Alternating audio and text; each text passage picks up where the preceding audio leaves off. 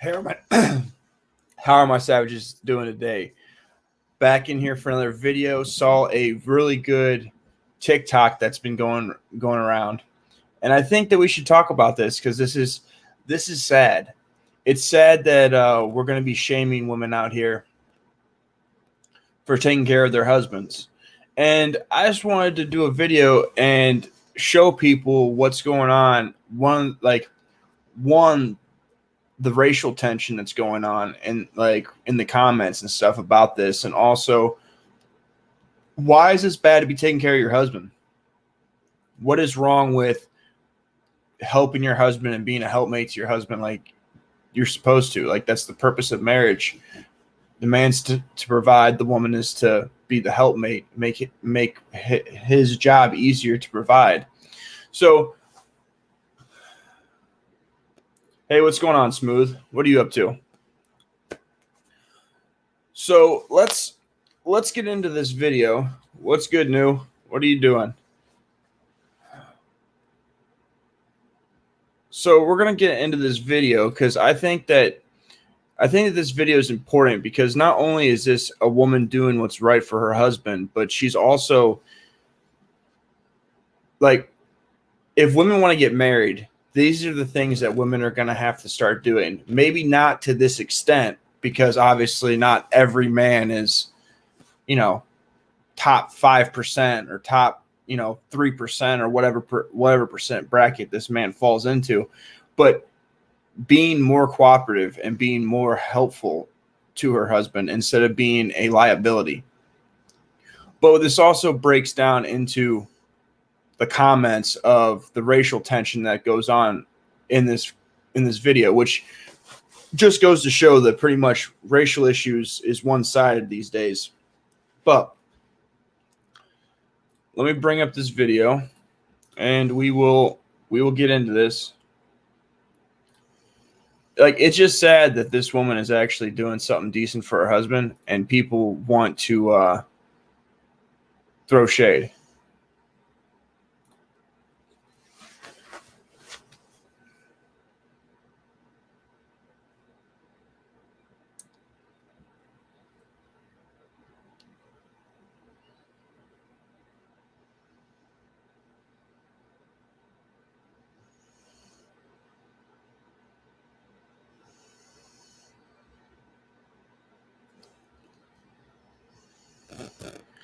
So I just want to mention, like, let's go back to the shower. So she says that she's going to clean his shower for him. So we're going to go back and look at this shower.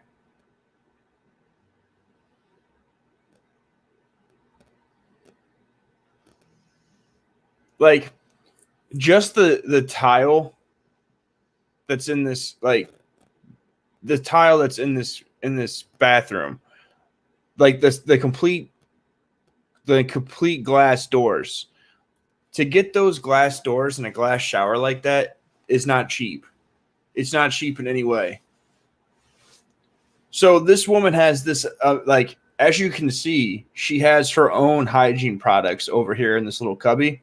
So not only did he buy this stuff and it's nice, but she also gets to shower in it, like that, that's cool.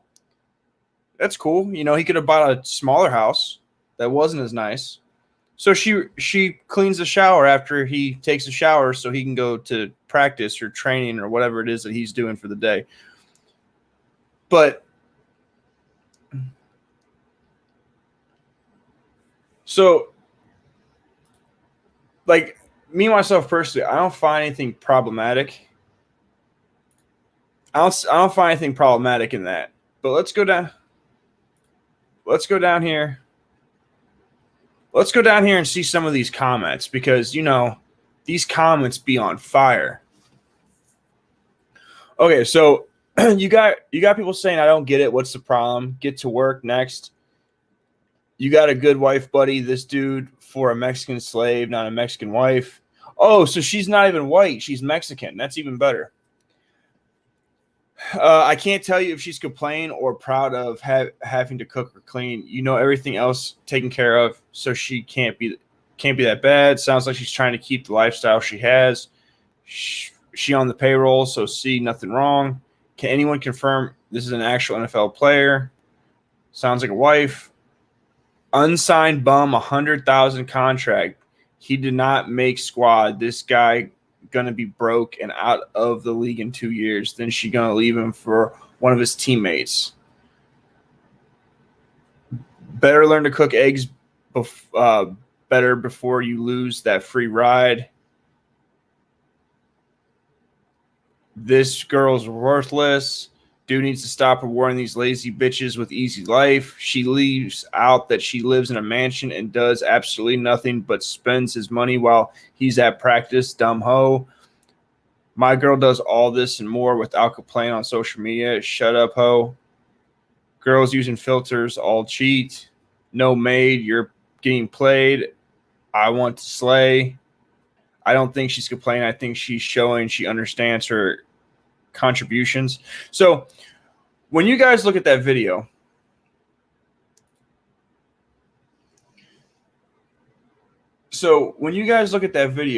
what do you guys think? Do you think she's complaining? Because I don't think she's complaining. Like, I think now, obviously, this is just speculation, okay? So, obviously, like, I'm not big-brained here. I don't know this lady. But I'm sure because she's married to that man and she lives in a mansion, I'm sure the people that she probably went to school with or her family said, you're so lucky. Like, you're so lucky to live in that big house. You know, if I was prettier, maybe I could get a man like that. Like, I have a feeling that there's been women around her that have made comments about how she has it so easy, or like made it seem like she did nothing to live in to be with her husband. And I think what she was saying was, this is what I do for my husband. Like, this is the life of a NFL player. Like, I don't take that as being her complaining. Now, at the top of here, you don't see a whole lot of racial comments.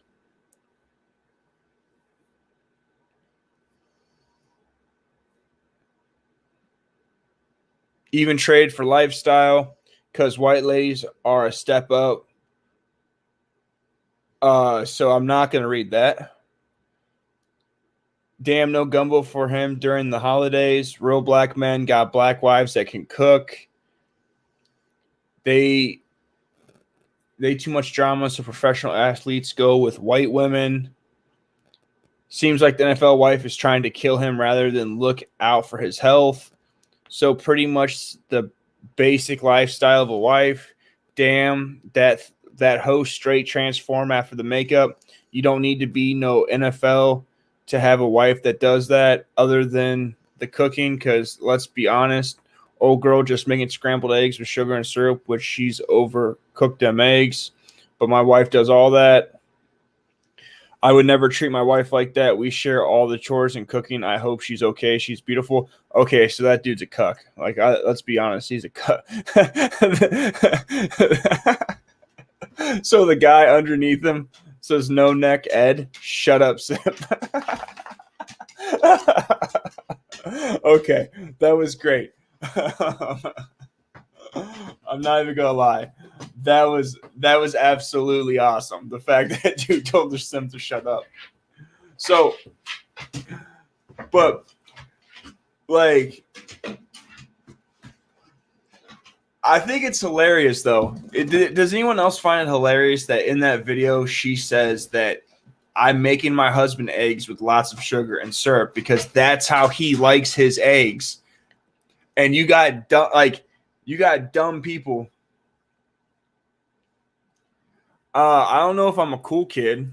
I'm not even a kid these days. Anyone can come up here on the panel.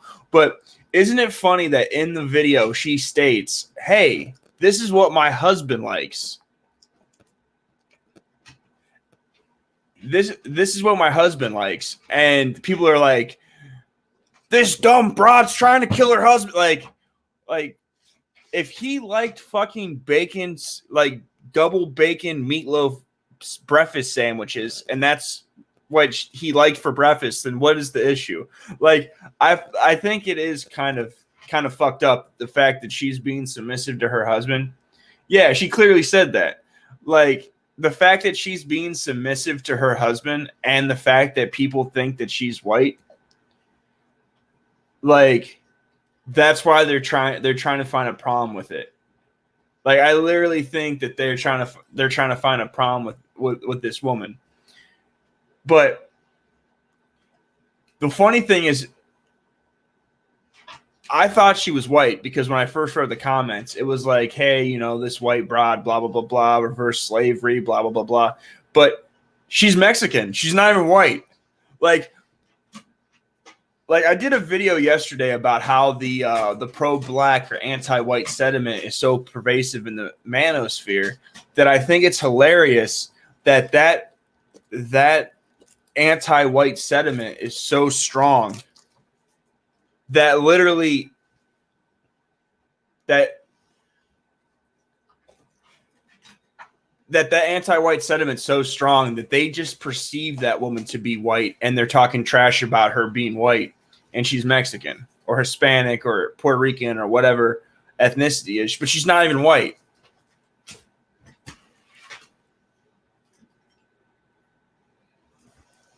So any of you guys who come up here on the panel and tell me what your guys' thoughts are. I just think it's hilarious that like these women on here, like you're seeing in the pink pill movement, you're seeing a lot of these people on the woman's side. Well, correct. So there is an overlap with them not liking, like, I do believe that there's a lot of anti-black male thing going on, but at the same time, it's just hilarious that you have all these women that are pushing for, you know, getting married and being taken care of, and literally a woman is on TikTok showing how she's taken care of by her husband, and women are running, like people are talking shit about her. Like, isn't that what, like, whatever that broad's name is, and Chrissy and all these broads are talking about getting a high value man that takes care of you?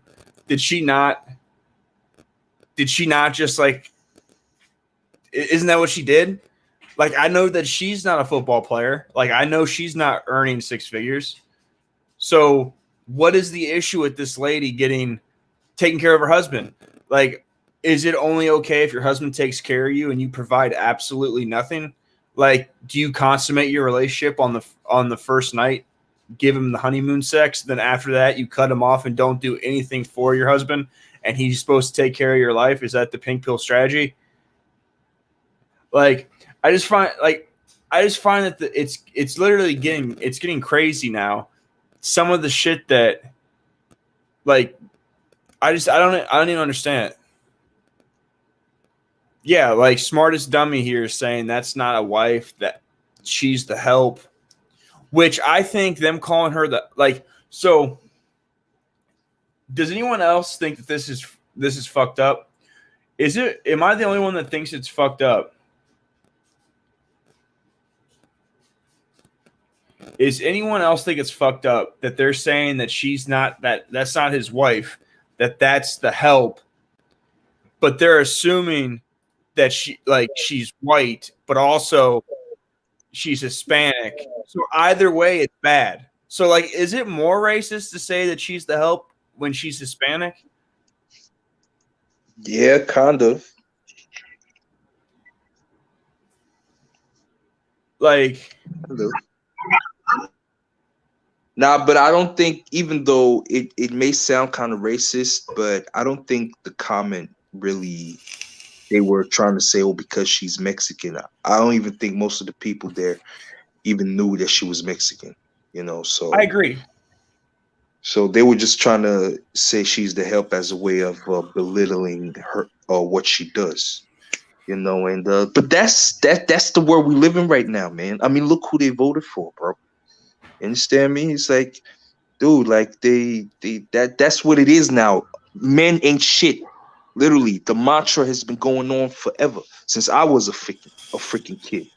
I heard it in fucking another language. You know what I'm saying? The whole men ain't shit, and now we living in those times, man. So anything you do for a man that is good, that is of benefit to him, is frowned upon by men and women. And always like, oh, wait, but we want to make sure that the women are all right. Well, I think it's, I, I think you're right. I think you're right that it's not that they think she's Hispanic and that's why they're saying that. But let's just say hypothetically, all right, that a white person made a comment that referenced slavery or Kunta Kinte or anything like that to a person, not knowing their race, and it later came out that that person was black.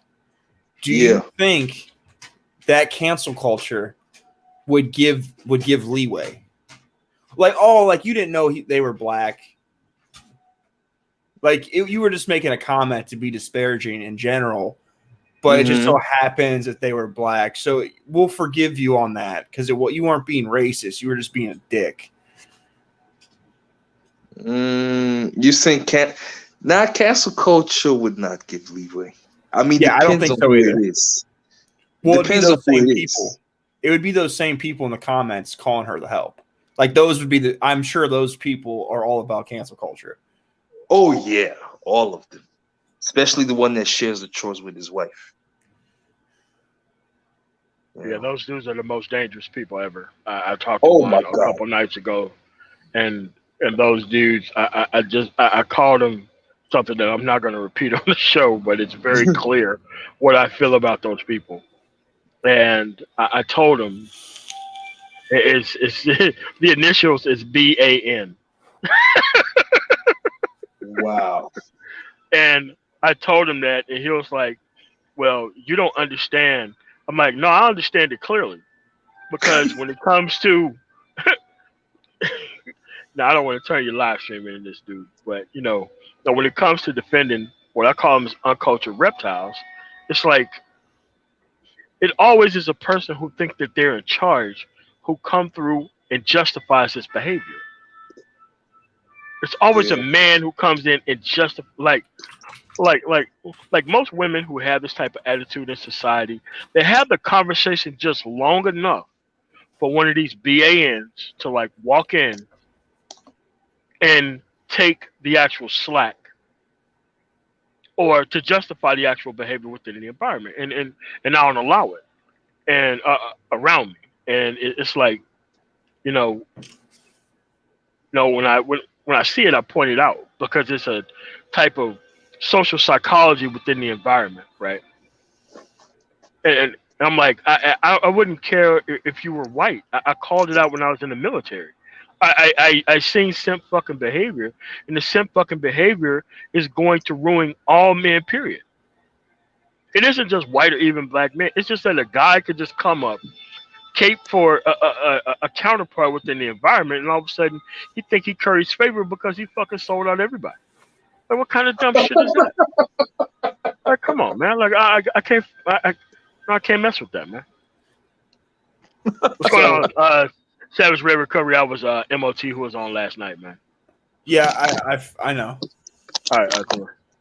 Yeah, so I just think it's like I personally just think it's funny because like I do think at some degree like you should simp somewhat for your wife. Like if you're married, like if you believe in all that, you should simp. But it's not simping if you're doing it for a person who's showing reciprocity within the environment. The type of thing that like Nero and all these people did for like women in society pales in comparison to the level of sympathy that we see here. The type of thing that Genghis Khan did for how many of concubines he had pales in comparison for what's here.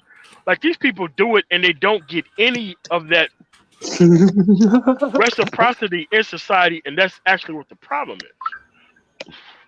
Like it's like this. What is considered a pick me? Like a woman who actually get type of shit within this environment, savage rate recovery. She's called a pick me in like black spaces, right? A pick me, as in she actually loves her husband. She actually want to do the shit that she wants to do to actually further relate the actual relationship. A lot of people within that type of society and environment, they look at that shit like it's bad or it's wrong.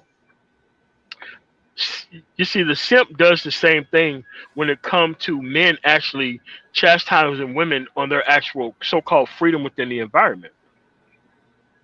It's the same thing, where you have a person who's actually in love with their actual counterpart, want to do things that they want to do to actually make sure the actual environment goes right. And a lot of people are like, why would you do that toward that guy? We don't value this.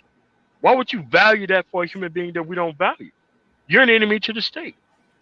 That's actually what that is. So every time I start talking to a chick, I tell her like some real simple rules. I was like, hey, listen, I'm a very simple man.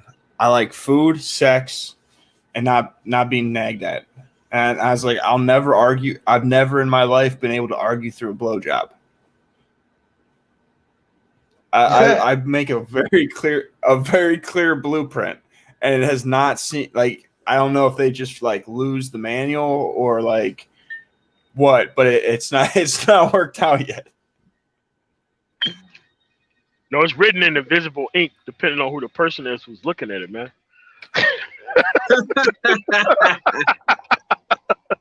That shit clearly says. Then, you know, it goes. Wait, hold on a second. So, sorry about that. I was looking at the great conjunction between Jupiter and Saturn on another YouTube live stream while I'm doing this. But yeah, it's like, look, they're looking for the minimal amount of shit to do to get the maximum amount of shit for the guy within the environment. That's how they've been cultured within the environment. It doesn't matter whether you're black, doesn't matter whether you're white. It does matter whether you're Latino, because Latino men don't put up with that shit, especially if you can't dial 911 right away. You deal with the hands like really up front and right away. Yeah. Oh yeah, hell yeah, no doubt. Yeah, I mean, because you know, I have like a lot of whites within my family as well, especially on my dad's side. And it's like, no, man, like, you know, you go to Mississippi or Kentucky and there ain't another cop for like 20 fucking miles. Guess how much of the shit you doing that the man says? Fucking all of it. No. Or else they're going to call the police and they'll be around whenever they fucking get around to it. Damn. That's how that works. I have a fun side question. So, how many of you guys have been involved talking to, dating, any of these things with a woman, and they nonchalantly like to joke with you and talk about how they could whoop your ass? All of them. I even have that shit. And she's not even from America. Me too. Yeah. Like every girl in like the last few years makes jokes that they can whoop my ass, and I want to know, do you guys think when they say this to you that they believe that they could whoop your ass? No. That they're joking. No, I mean, I could tell you what that's about. It's about I could whoop your ass and you could lay a finger on me no matter what, and I would not go to prison for it. No matter how the fight started. No, I used to be a cop, so I know how this shit goes down in the courtroom. She's kind of right. So, well, Mellow, but we can play fight all you like. But legitly, these girls like they're playing, but legitly, like it's not play fighting. Like not like that, Mellow Bunny. Like not like what she's talking about. If that's a woman, that's not what she's talking. They've legitly been like, "Yo, you need to watch what you say, because I'll whoop your ass." I'm like, girl, I'll give you all the smoke. Like I'll give you all the smoke. Like, oh, you wouldn't beat me up? Yes, I would. You put your hands on me, I'm gonna fuck you up. I'm gonna fuck you up like you're a man. And they're like, that's not fair. I'm like, then don't put your hands on me because I'm not gonna hold back on you. You hit me. Like, but what is up with all these women being so aggressive? I date the kind of women that like me, so that's the kind of women that I date. And as you can, not everyone was at the last live stream over on Game Changers channel that I just came from, but quote unquote, I am a wigger, so clearly women with daddy issues. There was a chick that came on and said that everyone was dusty beta males and I was a wigger. I mean, because I was on there for a little while. And I had to cut down. Yeah, I mean, because I'm right now in Springfield, your state, and I'm outside of Aldi going to get loaded. So that's where I'm at right now, man. So, but yeah, like, what is up with these women being so like? I think that women don't know what they want more and more as the day goes on. I mean, but think about it. Think about it from their point of view. And I'm not saying that you should, but look at their outlook. They have an ocean of dick to choose from. Yeah, Springfield, Ohio. Yeah, that's where I'm at, the Aldi. Not the fucking Procter & Gamble, which I don't like getting loaded at. But yeah. It's like, what you're dealing with here is you're dealing with women who have an overabundance of choice. And they think all choices come with the same shit, no matter what. They just have to unwrap the packaging to see what it is, right? And imagine that this is what you see from beginning to end. And now these people come through with all kind of kids and shit, and they think that, well, I've got dick all the time. All I need now is dick with a whole bunch of money attached to it. So it's like, this is what you're actually dealing with on average. And they've seen their homegirls go through this, and ugly bitches go through this, ugly bitch friends who go through this, all types of other shit. Yeah, so is it just me, or so like, I don't know about you guys, but this is what I do. And like, maybe this is a problem. You guys can tell me, especially you ladies in the comments. Oh, also, any of the ladies that want to come up here and have a chat, we don't need all this masculinity up here. We could have a little bit of femininity. But yeah, like, especially this mellow bunny, let's see where she comes from. So is it just me, or like, I don't ask questions to women that I don't know the answer to, for one. And for two, I don't say anything unless I know for a fact. And three, I don't get mad and argue with bitches. I just sport fuck them. Do you guys do that? Yeah. Well, I mean, not now. I'm in my 40s, but yeah. I mean, but I had like most of my shit overseas, so it's kind of hard for me to actually. I have cousins and shit who I have to coach through this actual process, so I understand how that works. So maybe I'm not the best person to actually talk about that. So. Well, like, I legitly, like, if they do something that pisses me off, I won't say anything. But the next time we have sex, I literally hate fuck them. Like, I fuck them with a purpose to make it a little uncomfortable. Is that just me? Oh, that's what you meant. Nah, I don't necessarily have to hate fuck. I mean, the thing is that if I haven't fucked them at all, maybe I'll be fucking with another bitch by then. But if I do, nah, not necessarily. But I just bring it up. Like, I tell them, like, shit. No, I gotta come call, man. Let me roll out, man. No, all right, thanks for having me on. Good, man. All right, man. I'll come on whenever you're live stream. All right, man. Later. All right. Later. You were saying?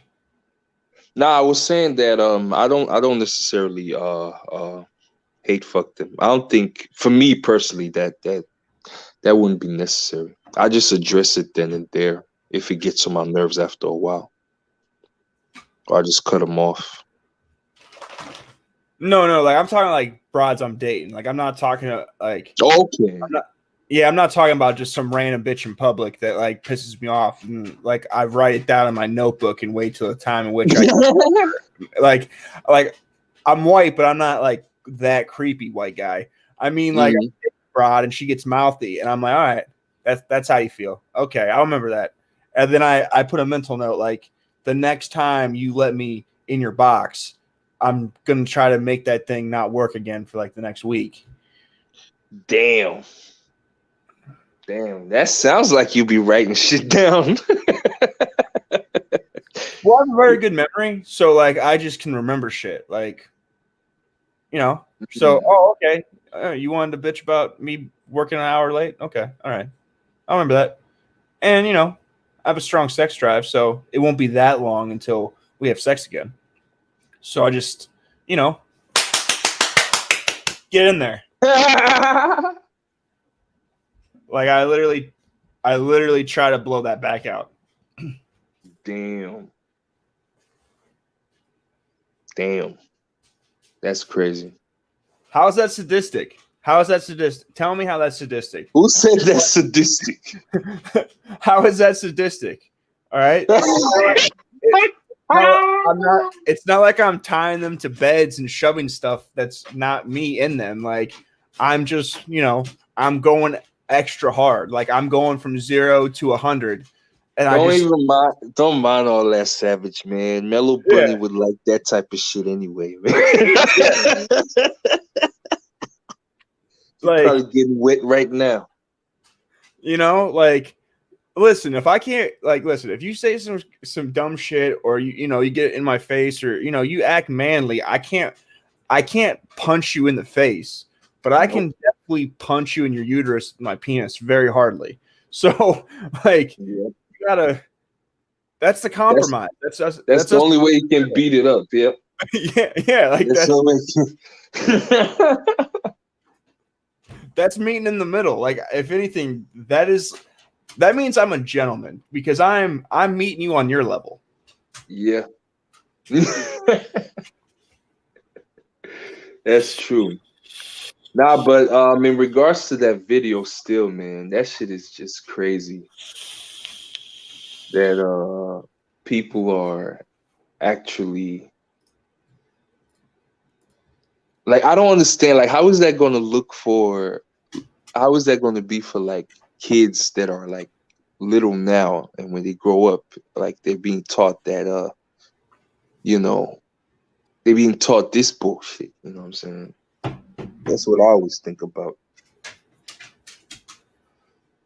So does any of the guys in this chat, because I know a lot of the guys in the chat are red pilled, I know a lot of them are RP, and do any of you guys struggle with the red pill, blue pill dilemma in your mind from time to time? Because I find myself knowing better, but still there's times that like my brain tricks me. Like it's like my drug addiction. Like I know I'm a drug addict and I know that I can't shoot heroin, but there'll be times that my addiction will come at me in a different angle. Like, oh, it's 95 degrees and you've worked 13 hours today. Wouldn't it be great just to take your boots off and sit on the back porch and drink a couple brewskis, just like 2 or 3. Like you don't even have to get crazy with it. Like they're cold, it'd be great. And you're like, damn, that does sound nice. And you're like, wait, can't do that because then I'm gonna shoot heroin. So does blue pill ever come at you guys at a different angle? Like, oh, it would be nice to have a woman that takes care of me and is married to me. And then you're like, wait. Oh yeah, absolutely. Oh, you went mute. You went silent. I just stopped talking. You start talking. Oh, okay. So then you finish your thought. Oh, okay. Yeah, I was saying that that happens all the time, because at the end of the day, I mean, I can only speak for myself, but I was programmed on the blue pill level, and I think most people in this space have. You understand me? So you still, to some extent, fight, the programming, because I've been blue pill longer than I've been red pill. So just for the simple fact that I've been blue pill longer than I've been red pill, we're not just going to ignore the fact that it's not there or swimming around somewhere trying to find its way through and have things the way they used to be type shit. You understand what I'm saying?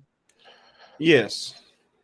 You know, so yeah, I mean, like for example, like with a girl that I'm dealing with right now, you know, she's younger than me, like she's in her 20s, early 20s, and you know, like for example, like if a chick is dealing with me and all that shit, there's certain things that I would think, you know, would happen if we're supposed to be serious. But for example, she don't really reach out to me as much, maybe like once a week, twice a week. We just talk or whatever. I may call, she won't call back. She will call, I won't pick up. Things like that. So the communication is weak, really. But you know, when we hang out, we hang out. You understand me? So if I was in my blue pill stage, I would be like, yo, what the fuck? Like, what are we doing? Yada, yada, yada. You understand me? And I'm saying this because every now and again, that shit will be playing in my head. But then I have to catch myself, be like, yo, quite frankly, I really don't give a fuck. That's what I have to remind myself of. You understand me? You know? So Oh, it happens. It happens all the time. You know, even if it doesn't have to do with like a relationship. You understand me? Even in other situations, maybe at work or something. You know what I'm saying? Like for example, at work, even when we're talking about red pill, but like for example, I've especially this year I've learned a lot about, you know, like the black pill. You understand? And you know, with that frame of mind, I mean, shit, you know, nothing almost surprises you anymore. You understand me? So like when I'm at work, for example, you know, I'm starting to notice everybody and the different roles that they play, you know, different politics. I mean, everybody knows the politics that goes on, but it's like, you know, you just you kind of get it now.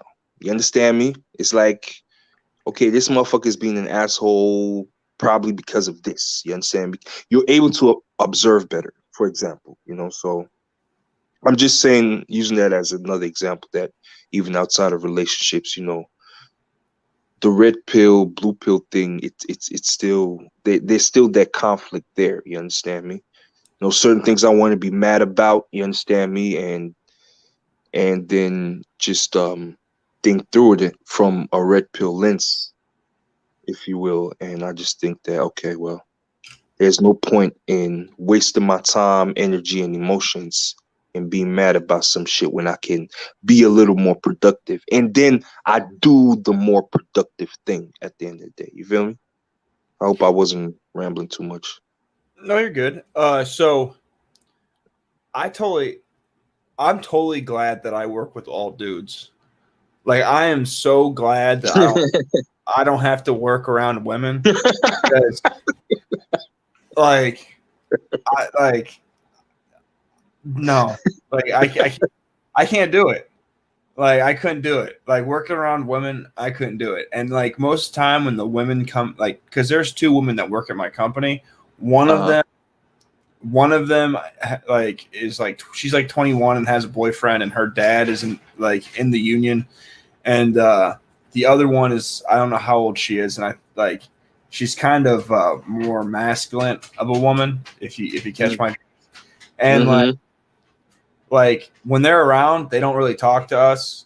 They don't talk to us dudes. So like that's cool. Like Mm-hmm. yeah, like it's great. Like I literally get to work around dudes and be vulgar and act like myself and not have to tone what I'm saying or thinking down. Now, Oh have, yeah. have you guys seen? Has everyone in the chat seen the video of Tiffany Garner, the woman that was on the Kevin Samuels show? Have you guys What's seen that? the interview that she did after she just did an interview with a female? Yeah, I saw it. I saw it on Jessica's channel. Yeah. So I really think that in that, I think she was coached, and if she wasn't coached, I think that she went and looked at what people were saying about her, and she Of course. reiterated her view on what she wanted because there were women that said that she should have rated herself higher, and she came out saying that she was a 10. So let me get this straight. How is it that a woman can say that if you make less So she said if you make less than 100K a year, she can't respect you as a man. All right. But in the same breath, she can rate herself as a 10. How does that work? What type of voodoo magic logic is this? Yo, look, it's delusion magic. Delusion. Like if I, dude, listen, if I could have a motherfucking vagina, like I wouldn't want it. I wouldn't want it. Like it would be horrible. Like it'd be horrible. I would think it would be so hard to live inside of reality. Yeah. Like, don't get me wrong. Yeah. I've met some chicks that are like they're good. I've met some good chicks in my life that are good, but like, I've met a lot of women. I've met a lot of women that are just delusional, like delusional, and like that hive mind programming is just super wired in. Like, also, if I was a woman, I probably would not be sober right now because, like, I could have never got sober. Like, it would have never happened, and I know that as a fact. Well, you wouldn't be sober. What do you mean? Okay, so if you ever hang out with people that do, if you ever meet people that do drugs, 9 out of 10 times, women are always more addicted to drugs than men are.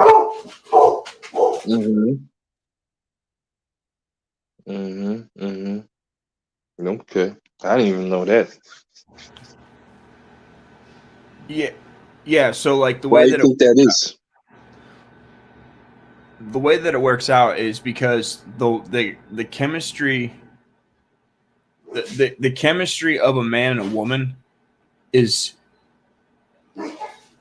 like the chemistry of men and women is different. So drugs affect women more. So like, okay, so in the sense that, you know how like they keep saying that, like we keep saying women live in a delusion. Like people keep coddling women's feelings. Mm-hmm. Okay, so with that being said, women are like life has more of a cushion for women. Okay, so when women get addicted to drugs, like it's not hard for them to get drugs. Like, have you ever heard the saying, a woman should never have a an empty purse if she has a wet purse? No, I never heard that. What does that mean? It means that if you have a vagina, you should have money. Okay. Okay. So like you have women that are already you have men that already throw penises at you. All right. Majority of the people that sell drugs have penises. Empty purse, wet pussy. Yeah. That's the same. But so you already have dicks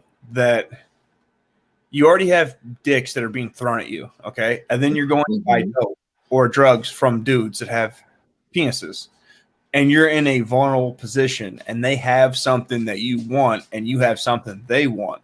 So it's not that hard to do blowskis and get, some back shots for some drugs. So like, you also have simps out there. So like, it's just it's just easier to get drugs. Like you really don't have to get sober. And like I had a horrible drug addiction. Like I literally was in Cincinnati at one point, and I had like $1,000 a day heroin habit, and that's without damn $1,000. $1,000, yo. Yeah, dude. A day. And 24 like I don't know how that looks on the actual scale wise, but what would the actual like the count be?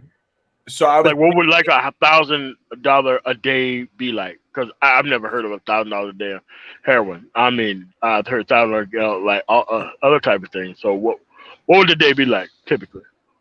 what would my day be like, or how much drug was that? Yeah, like what would be the actual count for you doing that? Because you have to Oh, do different drugs throughout the whole day. Because I know you're not doing $1,000 at a time. You know. oh no, I'm doing literally like gram shots at a time throughout the day. But Oh, so okay. I was paying $80 a gram for Boyd down in down in Cincy. So I was getting I get a half. I get a half for about $1,400 roughly. Oh, okay. Mm-hmm. About 14 grams. Hmm. Wow. I mean, just lock Damn. motherfuckers up. I mean, but so it's like that. Like you walk in, like I would like a gram, and boom, you get a gram or whatever you need, just like that. Yeah, like I'd go buy a bunch of dope at one time. Like this is how my day would go. So down in Cincinnati, I was a corporate trainer for Iowa State Company, and I was a door-to-door meat man. Oh, So okay. so they give you meat, they front you meat, and then you start off your day. You can go and sell those cases for however much you want, but you have to pay the company $114 a case. Okay. So I would go and I would get like 3, 4, 5 of them off real quick for like $120 a pop. Get some cash. Go buy 3, 4 grams. Then I would put gas in my truck. I'd go buy some food. I'd get all the shit that I needed to do to get out the city. Smart And then guy. I'd have dope on me, and then I'd be going, and then I would be selling meat for full price, which when I say full price is what I would normally make people pay. And then at the end of the day, I just had to cover the meat that I sold early in the morning, and I always had money left over. Oh, Like okay. it wasn't hard to go out and make 12, 15, $2,000 in a day selling meat. Now, granted, there were days that obviously it's sales. So like there were definitely times that like I didn't hit 2 grand. Like I'd hit fucking $500 and end up owing money. But majority of the time I was winning. But yeah, so like that's how much of a hustle I had. Oh, Like okay. Cool. I had that much of a Wow. hustle selling meat. But like I wouldn't, if I was like right now, I could go sell meat, but like I don't know if I could do it sober. Like the reason that I had that much of a grind and a hustle was because there was something that I needed. Like I needed it. Like rain, sleet, or shine, for I couldn't take no for an answer. So Damn. All right, man. yeah, So let's take a break right here, man. Like, like what he's talking about by hustling, like in Mississippi, that's what hustling is. You have a legitimate work that you're doing. It doesn't matter what the fuck you're doing outside of that. The fact is that you're hustling the work, no matter what the work is, outside of drugs to actually do drugs or even have fun with. Like that's what the actual hustle is before actual scamsters got a hold of the word hustle. Like Mm-hmm. that's what this shit was, right? So it seems like the word hustle meant like the same shit. Holy shit, Cincinnati's about to beat fucking Pittsburgh. What? Wow. Hmm. so what do you guys feel about that Kevin Samuels? Um, like the woman herself, extraordinarily basic. She's in the Carolinas. Women in the Carolinas are surrounded by extraordinarily huge fucking women on average. So a slender woman, no matter, because she was looking a hell of a lot better during like the interview when she did like an interview with like somebody else. That when I was on Game Changer, which is what she was referencing, referencing her actually having her response to Kevin Samuels, right? But Yeah, for a woman in that type of position in the actual South, even though it's north of Ohio somewhere, I know because I'm from the South. I think that a woman in that position who has the amount of dick that's thrown at her at a daily basis, and once you kind of divide that between the big bitches that she knows within the city and all around town that she sees everywhere would give a woman an air of superiority within her environment. And a guy like Kevin Samuels, who don't need her, he need her image. Hello? He murked that ego. Yeah, oh yeah, oh yeah, oh yeah, oh yeah. I mean, but at the end of the day, she needed that shit because she wasn't like some really hot, petite, great body, even a bitch with a bad bitch body upgrade. Asking for the shit she was asking for. She was asking for a tool of her desire. A guy who made far more money than her. She couldn't, like, I don't know any dog washers or pet sitters, that's her business, that actually makes the type of money that she says she made. Because most bitches, whenever they go in business, they start lying about their fucking finances until they come to an actual bank about what the fuck they're actually doing because they do this shit for a living to the bank. I'm like, this is not a six-figure bitch. So she gets minimally productive, doing something that's very easy. And then she turns around and tries to say, since I'm minimally productive, I need a guy that's going to be 5 times more productive than I am to be with her. But in order for that to be with her, that guy who's a high value guy had to skip over all the single women in America, all the younger women who don't have kids, all the women who know how to act, to deal with a woman who's 35 with a fucking child. And I can guarantee you, with that type of attitude, that child is a fucking mess. Period. What man wants to go into a household with a child that's a fucking mess? Facts. But so, like, I totally agree with you. But like, even if she was making 6 figures and she wasn't lying about how much money she was making, she probably is. She's probably has a good amount of debt. It's not the ideal circumstance. Like, it's not the ideal circumstance you want to connect your last name to. Would you want to connect your last name to a woman who probably has an SBA loan or some other type of shit that got her into this stupid shit in the first place? Like, dude, listen. Like, assets and debt matters. In this society and culture, they decided to forego femininity and actually giving a shit about what men want to become productive in her own right and not give a shit about what men want. And now that she's at the end of her rope, which is the edge of her productivity, being a dog washer and all, or pet sitter, or tons of ways that she could leverage this business, which is information we should not have given out, especially not for me, especially in my financial position. It's just like, look, this woman is doing it wrong. And what she's going to get at the end of the day, she's going to get the Tawana Burke package. She's going to get a guy that she does not qualify for to actually submit to her, to submit her feelings. And then when every other woman see a woman who's incredibly basic, gets to retire with a fucked up situation where she offers the man nothing, to end up still getting off the market because she, quote unquote, went viral off of another dude who shouldn't be giving advice to women, the whole shit's a shit show. Well, see, it's a shit show on all sides. See, honestly, I don't have a problem with Kevin Samuels because he himself believes in marriage. So like, I get why he's talking to women because his whole thing is about marriage. So like, I get that if you're gonna have to fix women and fix men to get marriage to happen. So like, I'm not mad at him for that. No, you don't. No. Incorrect. I think slightly, sir. I disagree. You have to have a culture that respects marriage up front. You can't have a guy who's in this living room dressed like how he's dressed with dimly lit lights talking about he cares about marriage. Everybody cares about marriage when it doesn't fuck over the man. Everybody cares about family creation when it doesn't fuck over the child and the actual man in the situation.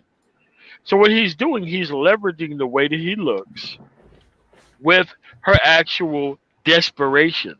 He's leveraging two things at the same time. He's leveraging what he thinks women want at the time versus what he is not offering the woman, but think that he is actually giving her advice on. Because remember, he came to this guy for advice. This guy's not a matchmaker. This guy's not a clinical nothing.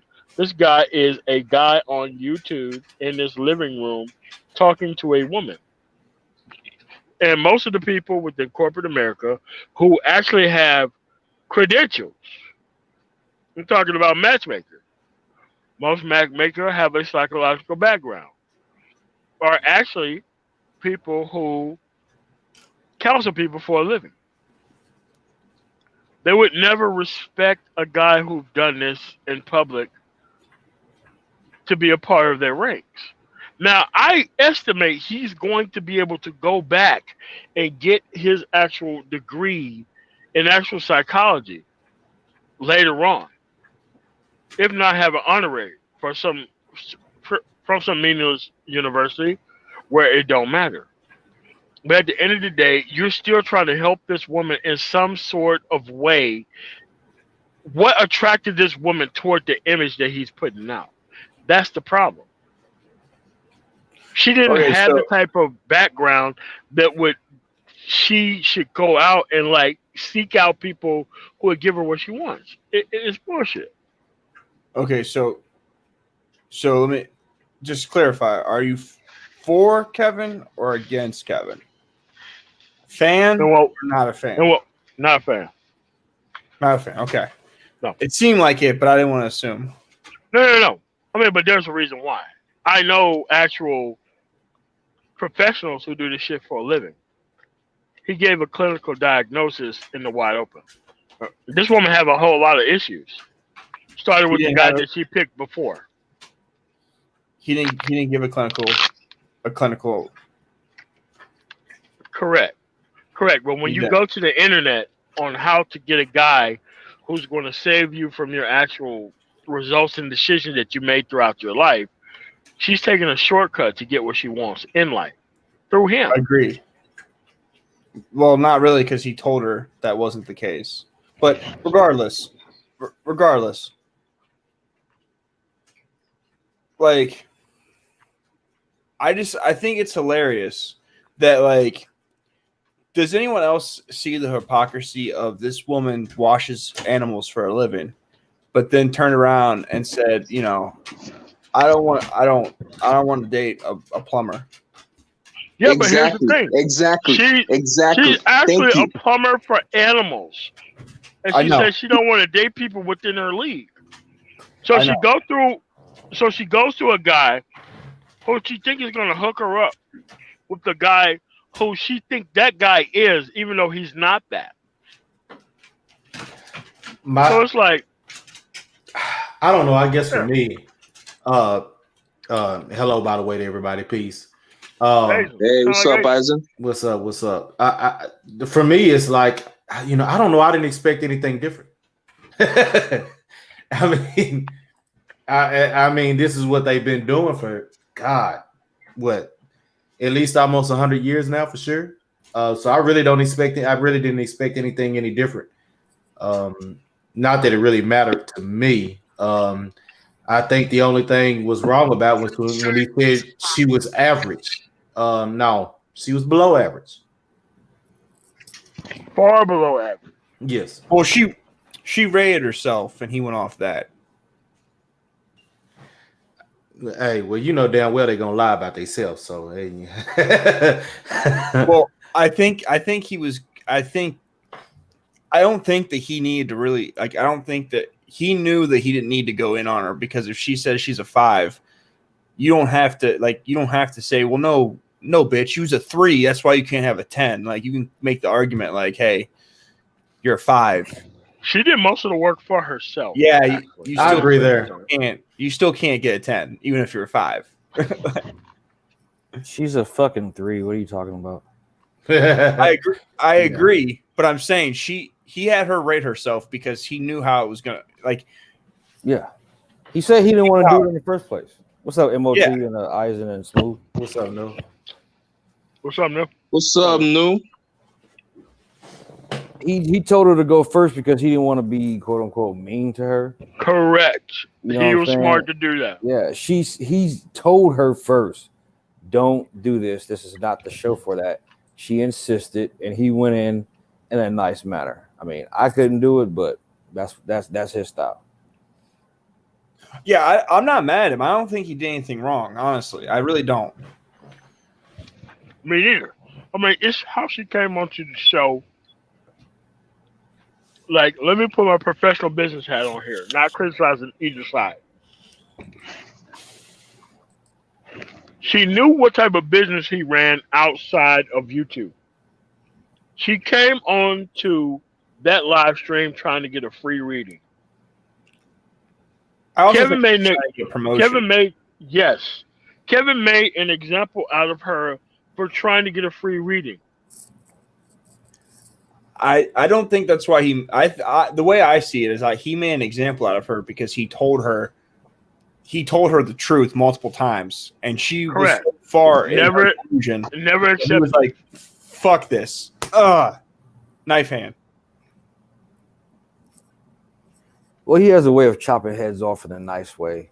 I mean, that's his business. That's what he does for his show. Otherwise, he probably wouldn't have a show. You know what I mean? Like, everybody has their reasons for either liking him or disliking him. I'm in the middle. I don't dislike the guy. You know, I don't care as much, but the shit that he gives these chicks that call, I think that he's telling them the fucking truth, to be honest. That's just what I think. But I've only heard a few of his shows. You know, some of it's funny, entertaining, that they are delusional, but I think it is, you know, more truthful than not. See, I like his show for the fact that we've had even if you don't want to, even if you take race outside of it, if you just look at men and women, you've got women out here that are any color that think that they are above their means. Like they just think they're the shit, and like society's been coddling them. So when they call into his show to get a rating and then talk to him about fucking these, you know, leveling up or whatever the fuck it is they're trying to do, and he gives them that cold dose of reality, and then he pushes back on what they say, because a lot of the shit that goes on out here, you got women that say stupid shit and can get away with dumb shit because dudes are not trying to eliminate the ability to have sex with them. And Kevin being on the internet, he tells them the truth, either politely or harshly, that they're not getting. It's not so much that they're not getting, they just don't care. Right. They don't have to care.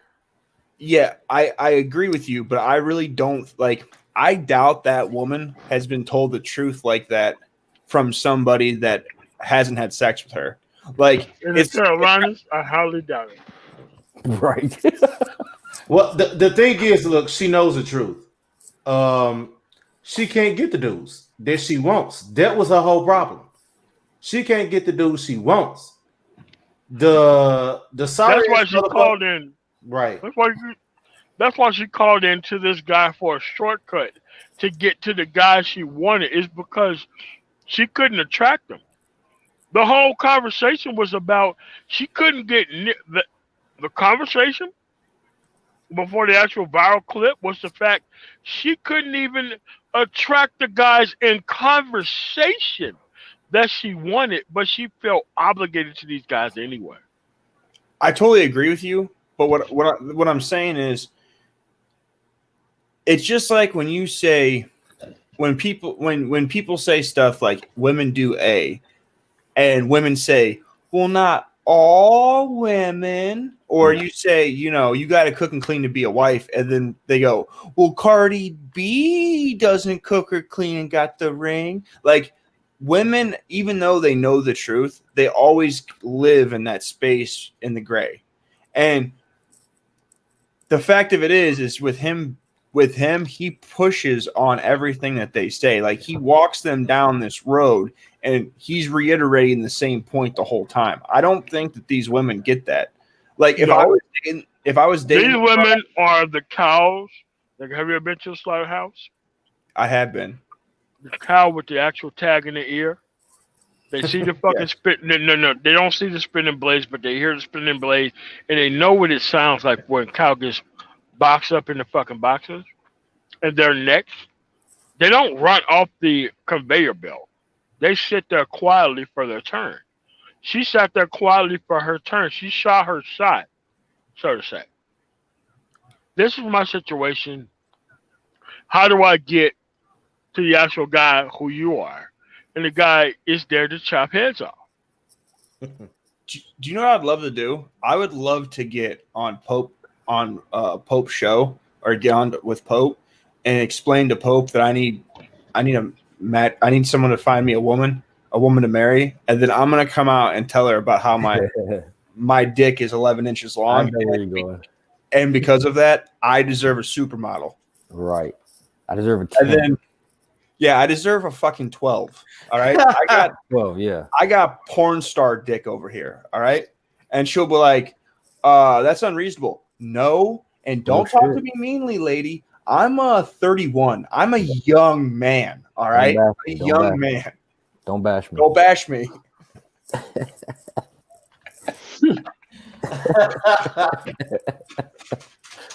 Yeah.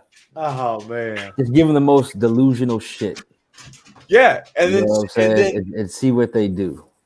Because you know damn well they would not act the same way. They would not be doing videos about how don't you dare come out of this poor white man. He's a white man. All right, he deserves the very best. Like they won't do that. No, I mean, that's why I said, the bottom line is they really just don't care. Only thing they care about are their own interests. This Disneyland fantasy that they have, they can't have it, and I really couldn't give a damn. Fuck it, it is what it is. Well, is it just me, or so this is kind of like the chicken and the egg? All right, so do you guys think that women like this deserve to be pumped and dumped, or do you think that these women, by having these crazy standards and living in this delusion, that they're automatically going to attract the guys that are just trying to skeet and leave? I'll answer that first. They're already getting pumped and dumped. They're trying to get off the market with a guy that they don't qualify for. Like, this is what this is about. Tell me about a guy who's stupid enough to not recognize his value and forget about every other woman on the market and pick me over all the other women out there with no kids. That's what this shit is about. And this is what all these women are in the position of and within this marketplace. Because that's what lane they put themselves into. Like, women don't understand foresight or even oversight at all. You think she would call a guy that she don't know, trying to get her a guy that she's never had a conversation with within her life, unless she would never fuck Kevin Samuels? That's the other part of it. She asked a guy she would never fuck to actually get the information on guys she would fuck in the actual perceived position that she think he's in. That's the other part of this that people don't understand. She knows she ain't shit before she called in. Yes. Exactly. She does though. She's not shit. And here's the other thing. Like you said, we already know she's getting pumped and dumped. I say yes, she deserves it because of this simple fact. I mean, it's who she is, and it's these guys who she's been getting pumped and dumped by, who she has the most in common with. Well, so listen. The reason I ask if you guys think that she gets what she deserves, the chicken and the egg situation, is because, like, right now, if I was to pull up Tinder, there was definitely a picture of a chick. It was a profile of a chick that literally said something like, "I don't want no kids." It was like, "I don't want no kids, birth control on point, and like some other shit." All right. Obviously, that girl is not about getting married and having kids. She's about getting her back blown out. All right, but like I can say, like, you know, if you want to fucking say whatever to this broad and blow her back out, like she's putting out there, like that's clearly what she's doing. But this chick wants to settle down with a high earning man, and we all know that that's not going to happen. But we all know dudes are going to pump and dump her. And she only wants to settle down now because, I mean, she knows. Look, she knows. Look, it's done. It's finished. She's 35 and got a 13-year-old kid. She's been through before that, anyways. I mean, you could just that she's got 2 pounds of fucking makeup on. You threw water on her here. She looked like she was melting like the motherfucking Wicked Witch. She looks like the Crib Keeper, man. I mean, dude, I'm fucking 45 with no kids. You know what I mean? I would never in my damn life take a chick. Number one, that's that age, but has kids regardless. And I'm not really looking for like the wifey type, but most of them do deserve to get pumped and dumped, man. I mean, basically, you already have a kid, and you're trying to look for a dude that makes 6 figures because you quote unquote have a job or have a business that you make 6 figures. Shit. So the simple fact that you she can mask it under business. She don't make that type of revenue. So. Right, MOT. But the thing is that you will say that I can't even submit to a dude that makes less than 6 figures. So submission is on an all-time high. You know what I'm saying? Because I don't really do the black and white thing or the race thing. I don't believe in the waltz anyway. You know what I'm saying? So for me, it's pretty much all of them. They all fucking think alike. I mean, for some dudes who are looking for that one needle in a haystack, I mean, go ahead and do what you got to do. With no needles in it? Yeah, you dig into a pile of shit. You know, you can bring your own proper magneto over this fucking needle, fucking hay, and you won't bring up any needles, period. Right. Crazy. Nah, man. I don't know. I mean, if you're looking for that, I mean, that's fine. You know, you might find your unicorn, whatever you want to call it, but I don't believe she's looking for stupid men. She's looking for stupid men who don't know their value, who's dumb enough to take on a woman who's 35 with forgetting about all the poorness on the market and how well they look undressed to end up with her. Like, this is what it is. Forgot all your options to end up with her and her kid. It's stupid. Yeah. Well, let's just. Oh, my bad. Go ahead, Isaac. I was just gonna say, she's pretty much trying to draft a winning Super Bowl winning quarterback in the fourth quarter with 5 minutes left in the game. Yeah. But I mean, let's just say I've heard of guys say, you know, I don't even want to use a high value dudes that make 6 figures. What she's looking for? Let's just say 6 figures, right? Because that could be, you know, in all range of the 6-figure category, right? Right. I've heard that guys have done that shit, but I've never really seen it. And I mean, and whoever's telling me this, I think they're full of shit. Because I don't know any dudes who make good money and, you know, live in that lifestyle and would decide to take on I won't say 35, but 35 with a 13-year-old if they don't have any kids. Dude, they wouldn't do it with 27-year-olds unless they're one of the baddest bitches ever. Yeah. She's 35. Dude, she's 7-8 years outside of a decade outside of 25. And like, if she's looking for a man version of a know-wall who don't know his value, who make a lot of money, but ain't got enough to know that he's smart enough to get other options outside of her. Right. It's bullshit. And period. The other thing is too, they'll go to make the point about that, you know, well, you know, you got these guys that, you know, they have all kind of wives that, you know, that don't look, you know, they're average at best or whatever. Now, them hoes were there before they got their success. Right. They married them before they got their money.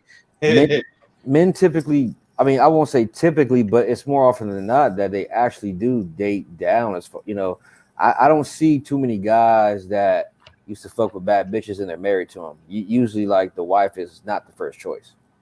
You know what I'm saying? In a lot of cases, at least that you know, that I've seen where I come from, and just been around. Period. Even like in the Navy. That's facts. You know what I'm saying? Like, you know, a couple of chicks that I've been with, you know, that I had relationships with, wasn't my first choice. But I'm not saying that they're ugly, you know what I mean? But I don't see too many dudes, man, who actually like meet their first one that's banging, you know what I'm saying, and then they're married. It's usually like second, third, fourth, fifth, you know, if the guy is fucking or whatever. But it's usually not the first choice.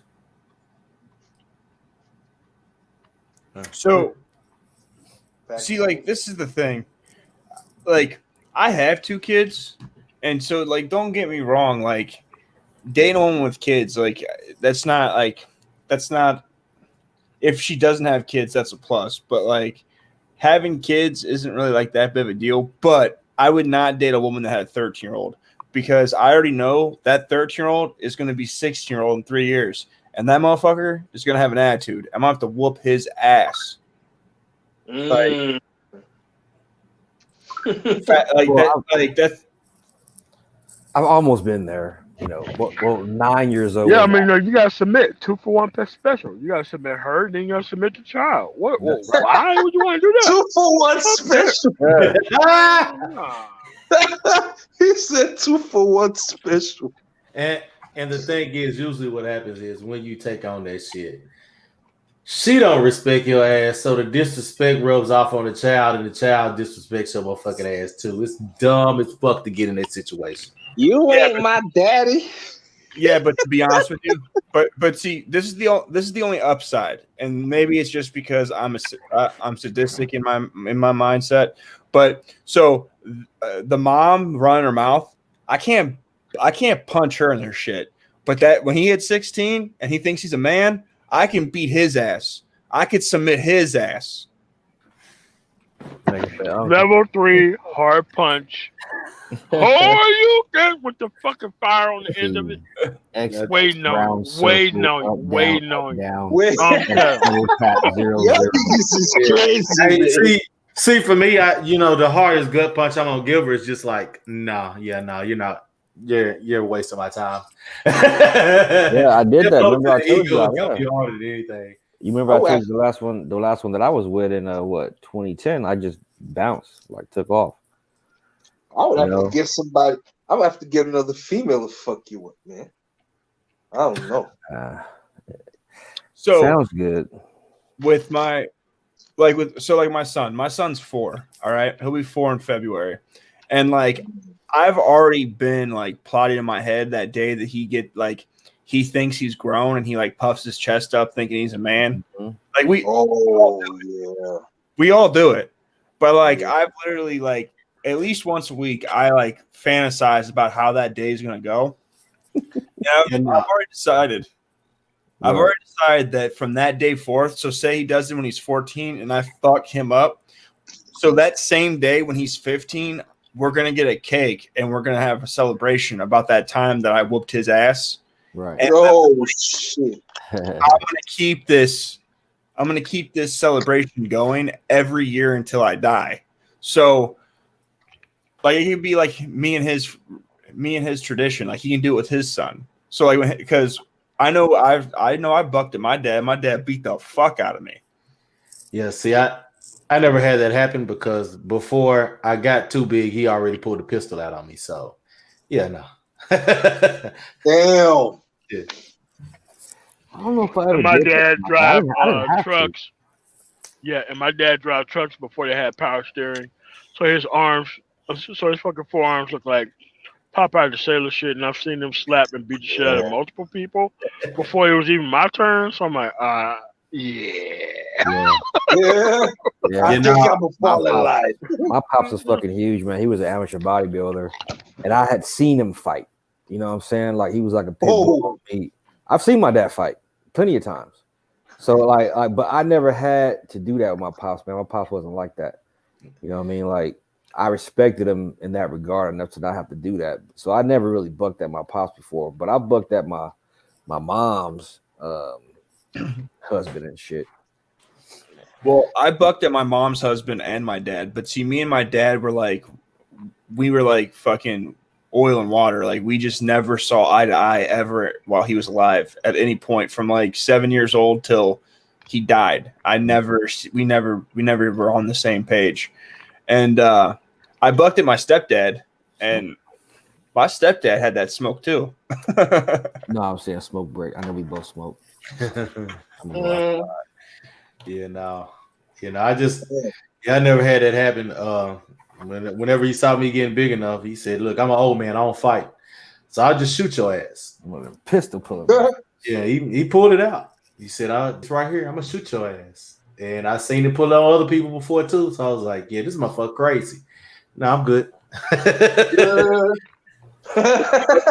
Luckily for me, my dad didn't own a pistol. Like I ended up selling my dad a pistol before I was legal. So like at that time, he didn't have a pistol to pull. But yeah, so yeah, fortunately, he did whoop my ass though. He got me good. What? He did what? Say again. He whooped his ass. He whooped my ass.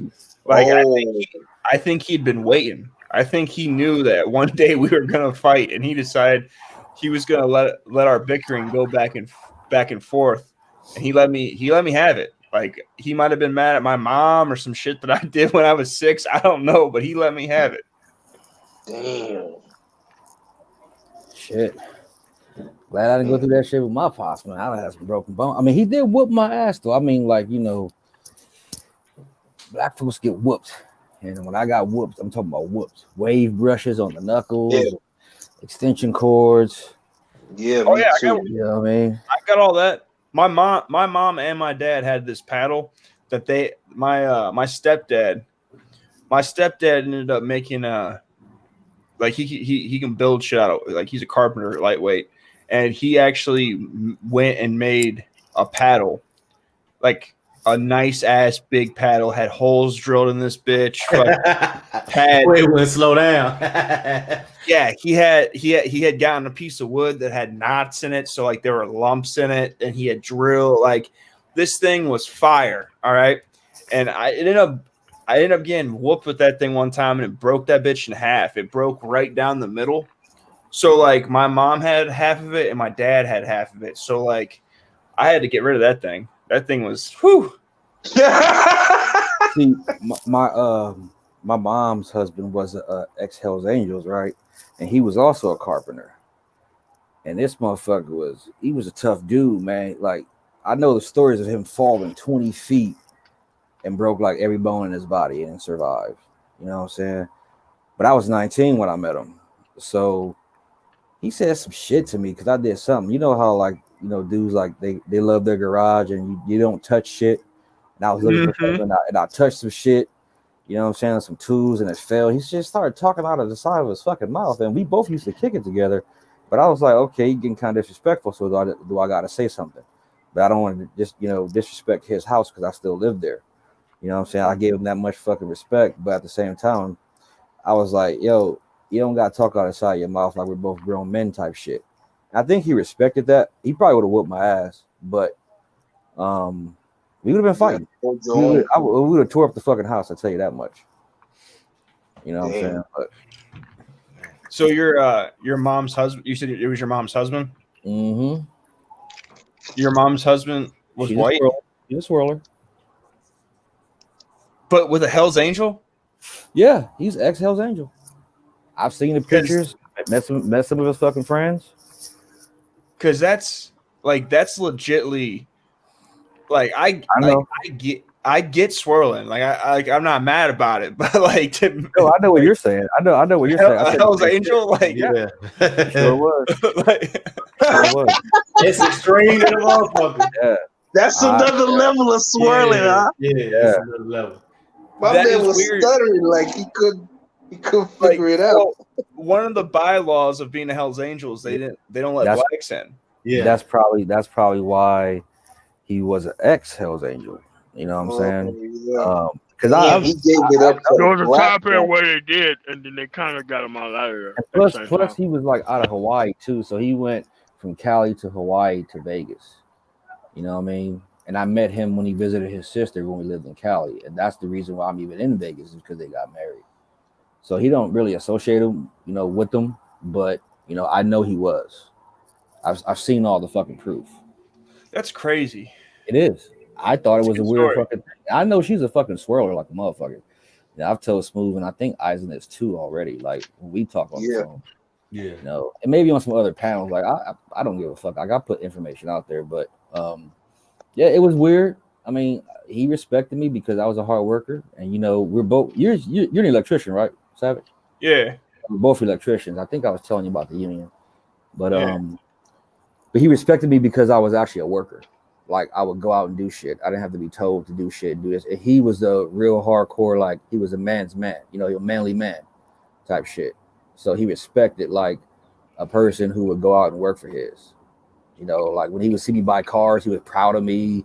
We would go have beers and all that shit like that. You know, we would smoke in the garage together while I was helping him fix all his shit. You know what I'm saying? So like I respect the dude, don't get me wrong, but you know, there's times that, you know, ain't nobody, my dad didn't even do it. Ain't nobody just gonna sit there and talk shit to me and me not fucking clap back. You know, period. Yeah, to be honest with you, that's normal though with two men, especially men that are like a man that's a teenager that's coming up into his manhood. You're like, it's natural for men to even you can like and respect somebody, but still get into arguments over shit like that. Like that's normal shit. Yeah. But Yeah. so question, because I did a video yesterday, and obviously your mom was married to a Hell's Angel, so like he's definitely a white dude. How do you feel about the toxic racial disparity and tension of the anti-white bullshit that goes on in the manosphere now? The anti-white shit? Correct. You gotta have to give him an example, dude. Yeah, you gotta give, because I don't really fuck with it like that. So let me say that. Okay, so like if you watch, like it's not so much like content creators per se. It's not so much content creators, but a lot of like the people that are in Jessica X in her group chat. A lot of those motherfuckers do not like white people. Oh, you talking about like pro blacks and shit? Like it doesn't necessarily even have to be pro blacks. It's just like they're in the manosphere, but they don't like white folks at all. Like, have you seen anything that made it seem like it? Yeah. Or... I mean, I guess I hear it because I do come from like kind of like the pro black era, back in the days and shit like that. But I was never really anti-white or anything like that because I met a lot of crabs. You know what I'm saying? But on both sides, all races, I've been around. So when I hear them, I don't know. It doesn't really affect me too much. Well, it's not so much that it's not so much that it affects me, but like for example, when we were over at Game Changers, okay. As soon as I jumped in on there, there's a guy that's always in Jessica's chat.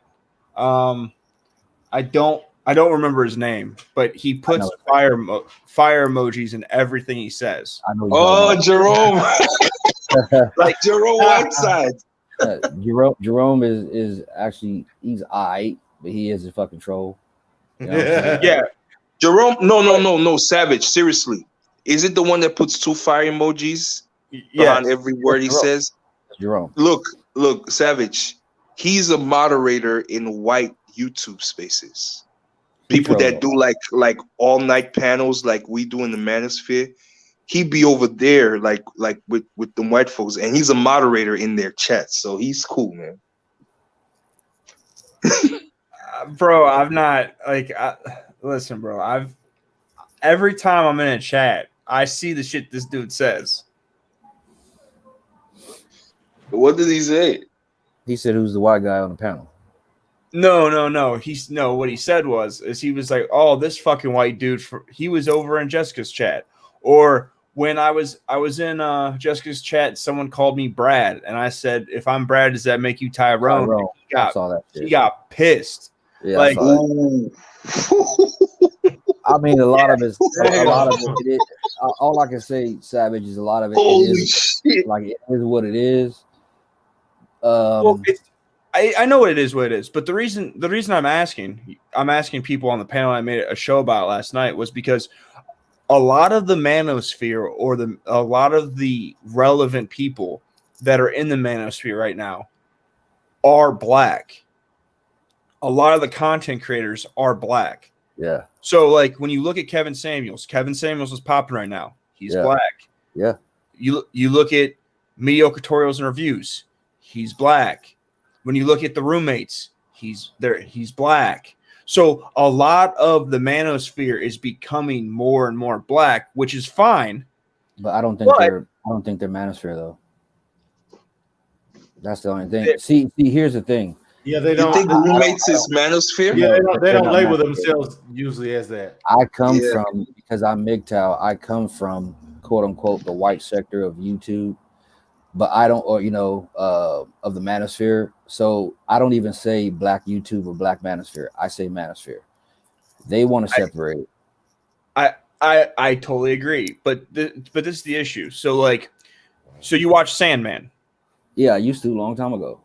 Okay, when have you ever heard Sandman say white women, black men? Like when do you hear him ever mention race? He doesn't really. Terrence Pop. He did a couple videos on shit black guys be MGTOW or whatever like that, but he's never done like a race type of pre-record. Yeah, race-based pre-records and shit like that. Yeah.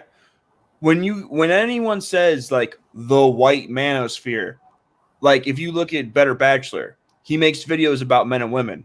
He doesn't when you talk about white content creators in this space, you don't see the we white people. You don't hear statements like people that look like me or because of our social culture. Like you don't hear people specifically talk about race. But you do hear all of this with all black content creators and the people in their chats, which is fine. But the issue of it is if there's an anti-white bias in these chats and with these people that are following, like for example, being in Jessica's chat, there's so much white shit that's said about white folks. There was the last time I was over on her panel, every person that got on the panel was talking shit about white people, and she left me in the backstage for 3 hours. So she's white though. That's the funny thing. She's mixed, but then you have people that come up on the panel and talk shit about white people. And the problem, even if you don't say that she's part of the manosphere or you say that the roommates aren't part of the manosphere, they're still red pill. There's still a pro men and red pill agenda in these things. Even with Kevin Samuels is saying men have been taking a shit a lot on. It's time for you women you need to stop this. So even if he's not red pill, it's still in the same niche. You still are. It's for advocating for men. But when it comes down to these YouTubers, like mediocre tutorials and reviews, there's all sorts of people and even him that talk about black plight, black this, black that, black, fuck white people, to the point where how are we actually going to benefit as a community? Because there's not enough black men to change these things, and there's not enough white men to change these things. The only way we're going to be able to get the things that we want to change is if we actually work together. But you can't do that when it's literally, okay, well, Lyndon B. Johnson decided to put welfare in Detroit. So that means AKA fuck the white electrician people that work next to you at work, because clearly the guy that works at the same job you work at thinks you ain't shit and tried to fuck your family up with welfare. It's just it's illogical. It's just like that chick getting on YouTube and saying, well, I'm a 5 and make 6 figures, so I should get a 10. There's no logic in it. And I don't see us growing. If only thing, anytime you start getting into that racial bullshit, because even the racial bullshit's used against the black YouTubers, because you got the black women that are against black men dogging black men over white women. They're interjecting racism in to get at the black man. Like Jake Paul, when they asked him if he was racist, they clowned a black man and then put race into it. So how do you what do you guys think that as a manosphere we should do? I really don't think that there's anything you can do, to be No. honest. The thing is that the whole race card has been a tool that's been used by feminism from the jump, and it always will be. Which they really don't care about it. They just use it. It's just a means to the ends to grab more power. And dudes keep eating this shit up like it's a motherfucking birthday cake. I don't see it fucking ending. Well, yeah, I don't either. But the thing is, a lot of the black content creators, as far as that would say that they are part of the manosphere, they were started by pro-blacks. So before you saw people on YouTube or heard people's voices, it was all on like online shit. You know what I'm saying? So when people started seeing each other, that's when the race shit started. Just like when MGTOW came about. You know what I'm saying? You had a lot of black MGTOWs around. And the reason it separated was because it started getting racial shit. You know what I mean? Racial conversations. And so black people said, well, we're going to have our own shit. We can't be MGTOW because I think they tried to table that shit at first, but it got so bad where they separated and they slapped black on it and call it Black Manosphere. So I'm the same way. You know what I'm saying? I fight for men. You know, I'm a man first. You know, I was part of MRA way back in the days. And I'm like, we're all men, we all get the same shit. But black people, you know, in America or maybe even around, you know, all over, they think that, or they know that, you know, our problems are different. So, you know, and they've had problems. But like I've seen overt racism and covert racism, but it doesn't really bother me because I just jump over the hurdle. But that's my personal thing. But as a whole, a lot of black people feel like, you know, white people aren't for us. You know what I mean? So they always just give them shit when people come in. But this is the thing. The only way, like, it's just like Kevin Samuel said, though.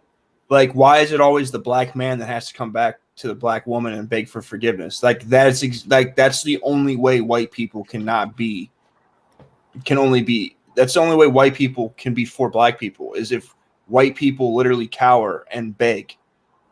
If you're not doing that, then you're not for them. Which, like, if you listen to Donovan Sharp, like, I don't really watch Donovan Sharp like that, but you don't really hear him like. It's not about race. Like, you don't hear him make, like, a lot of the actual, like, MGTOW creators that have been around for a long time. They're not like that. But like except O'Shea, he's been around for a long time, but he talks shit. He's definitely against white people. Like, he says a lot of shit about white people. But well, yeah, I just don't see. What's that? He's pro-black though. Yeah, I know he's pro-black. That's why he's in Africa. But like, I don't like. It's just getting. It's what's that? That's not the real reason why, but I assumed that's why he was in Africa. No, that's not the real reason. I mean, I won't get into all that shit, but that's not the real reason why he's in Africa. But I just don't see like the manosphere being like, I don't see the manosphere being able to actually survive between us getting hit by the feminists, us getting hit by upset women, and also the division with race. It's not gonna. There's too many things that are going against each other. Well, that, and we got our own problems within our own fucking race. You know what I mean? It's a shit show right now. I mean, as far as the manosphere in general, I mean, let's just start flagging content and doing all this shit. I mean, the space will still be around. I think, you know, the name of the manosphere, I don't think it's really the manosphere anymore. Because, like, have you watched MTR? Have you been on MTR? MTR. Who's that? I don't think he's watched him before. Who's that? Yeah, no, he's never watched Tutorials and Review. No, I don't think so. Yeah, like me and Lawrence, Aizen. We were over there back when there was like 5,000, 6,000 subscribers, and then it started blowing up, and it became about like race, and like I left, like I literally left because it's just like, Well, the first thing it was really before. I mean, but the only reason why it became about race is because once the women got there. The thing is that it's always been about getting access to pussy. The moment the split happened, it's always been about that. And that's part of and that's the main problem. That's why this shit won't ever end, because I mean, motherfuckers been doing backflips for the pussy forever, and they gonna keep doing it. It just ain't changing. well, because like I've literally seen comments where it's like you can't trust Becky's daughter, like there's all sorts of bullshit about, like, you have black women saying that pretty much black men won't put up with their bullshit, so they're gonna go to white men because white men are pussies and simps, so they'll just cowtail. And then you got white women or black women saying, "Oh well, you know, that's what happens when you go see Becky." But like you don't, on the other, like on the white side of the manosphere, you don't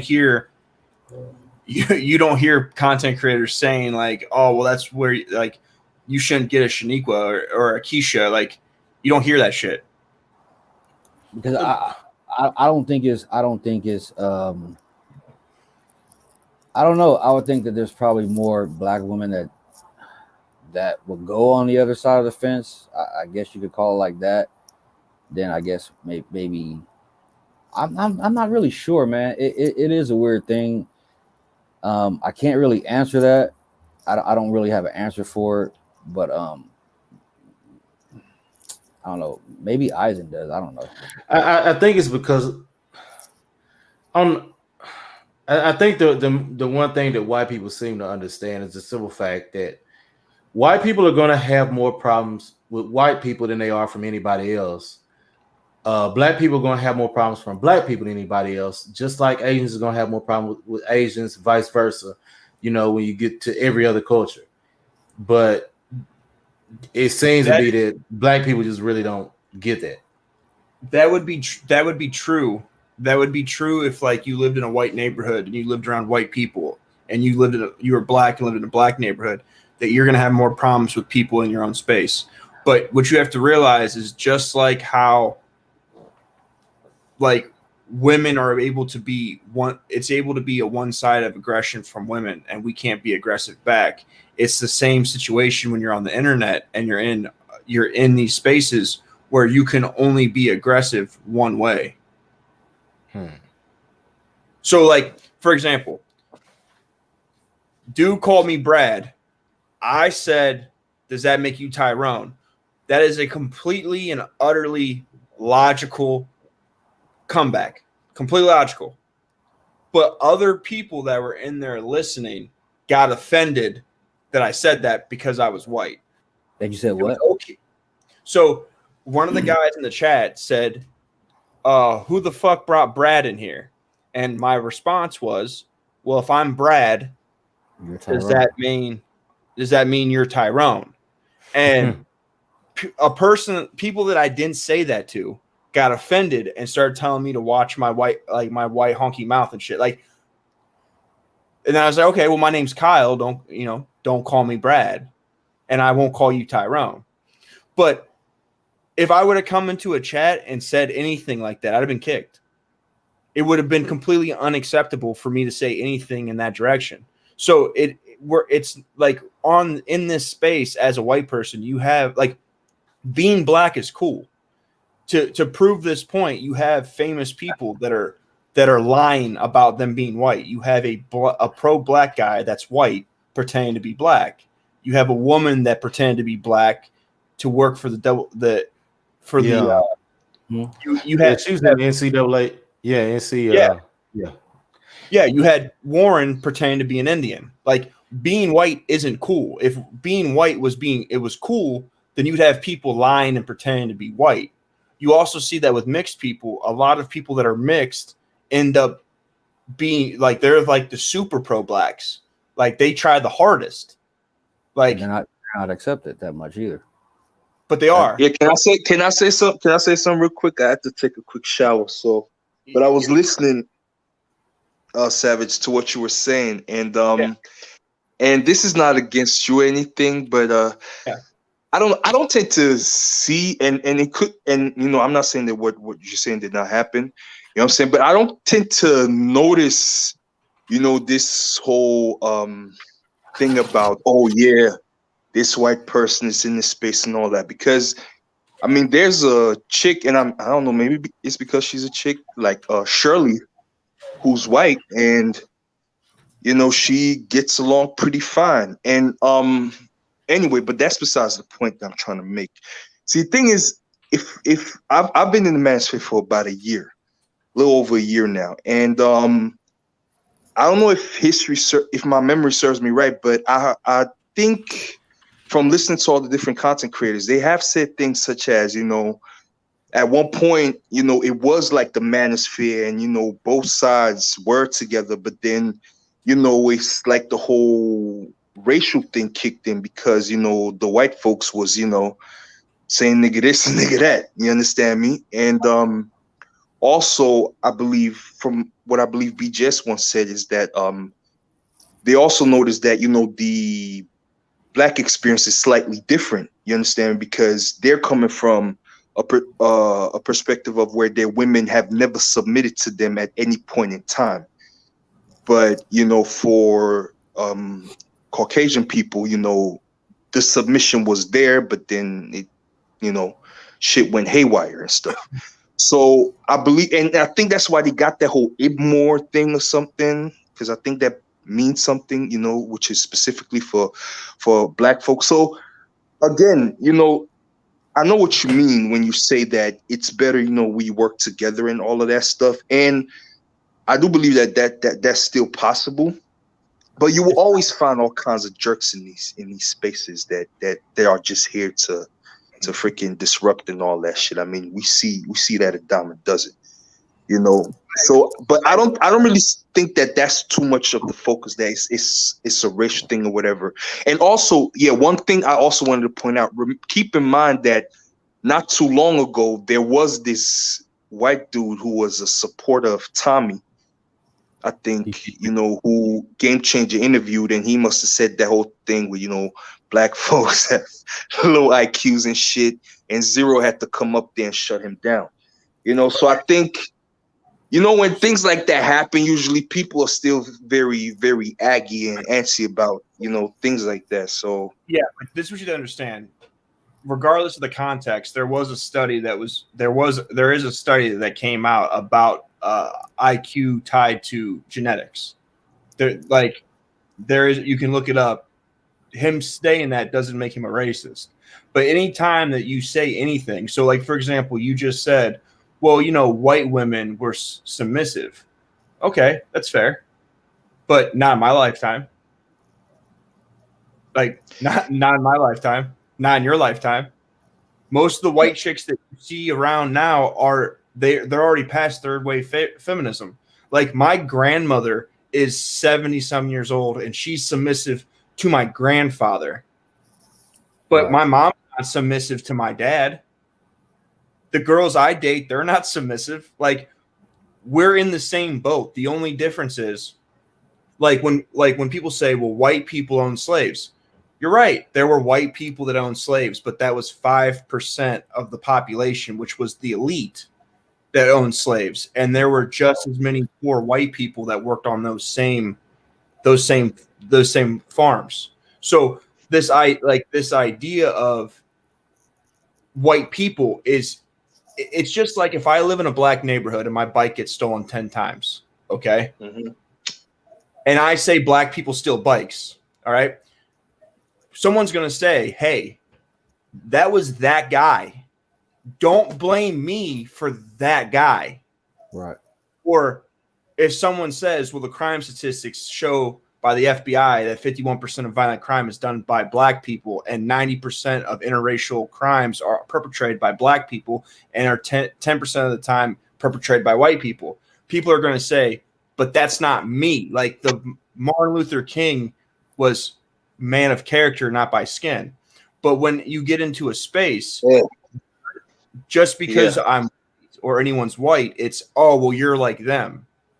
Like that's the problem. Like we can't have there's a lot of assumptions that are made that aren't even based in fact. Like the best example of this is when you look at Muhammad Ali, they asked him why he changed his name, and he said that Cassius Clay was a slave owner's name, and that he wanted a name that was more like his people. But Cassius Clay was a famous person that was against slavery and bought slaves, freed them, spent his money to put black people through school, and had multiple attempts on his life for doing so. But Muhammad was a slave owner. Muhammad started getting power and wealth through slaves. Muhammad in the Quran says that Ethiopians look like raisin heads. In the Quran, it says that his arms were white, his shins were white, his armpits were white. It was punishable by death to say Muhammad was black. He also says that the devil looks like a black man. But if you were to ask any average person today about Muhammad, they're going to tell you that he was black. Like a lot of the things that are being told to us are not true, and no one looks it up. And when you bring any sort of anything that has to deal with race that is in any way, and you're not black, automatically you're a racist.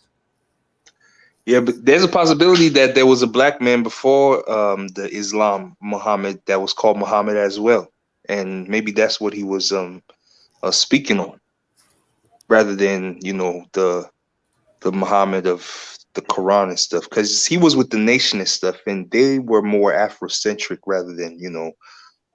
Islam, even though it was under the guise of Islam and all of that stuff. Okay, I'm gonna. But again, yeah, go ahead. I'm gonna show you a picture. Now, this right here is the Muhammad of the Quran that the Muslims, their prophet. This right here is Muhammad's grandson. This is his 36th grandson. Right here. This is a red beard. This dude is Casper. Right here.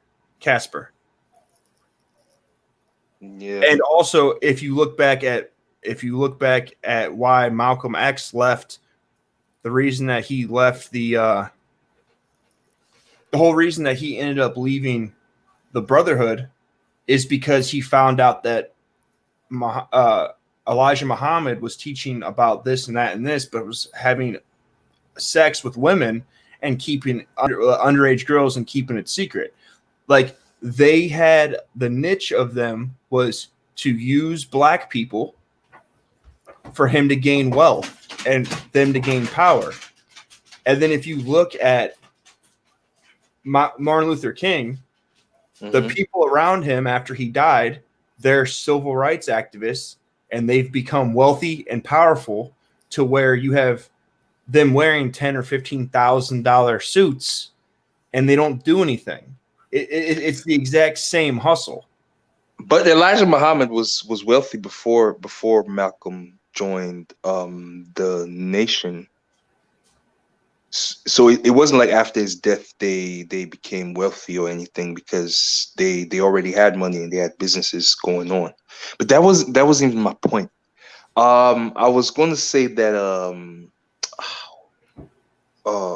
you see the whole thing with the underage girls that Elijah Muhammad slept with, you see, I would invite you to talk to people that were in the nation and stuff. You understand? Because for example, I don't know if you're familiar with Art Nostal, for example.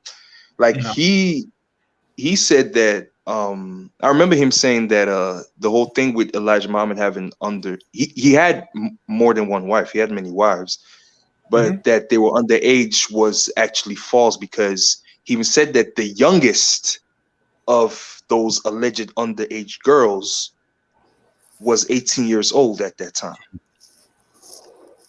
So this is the thing. Malcolm left and said this, for one. Two, the Quran Muhammad in the Quran, his favored wife, he married at 6 and consummated the relationship at 9.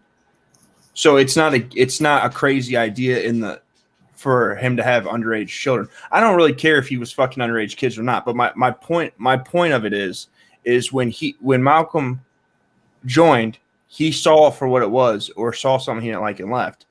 Muhammad Ali changed his name to join the Brotherhood, and the reason he gave was because the slave master, but it wasn't.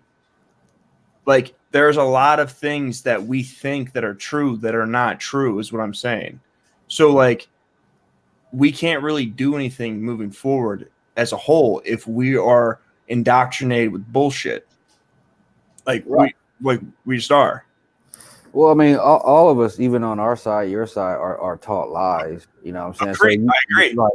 Like I always tell Smooth and Eisen that I read books to see what's the, you know, so-called truth, and then I'll read books to go against those truths and then make my own decision. I agree.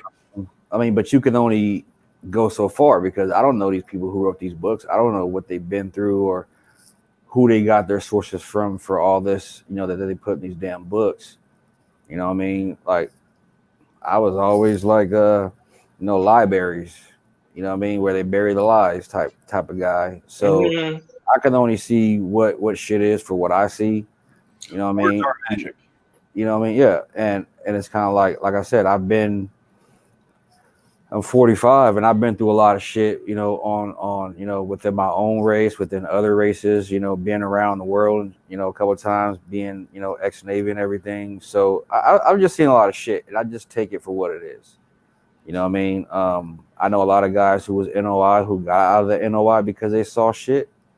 I've seen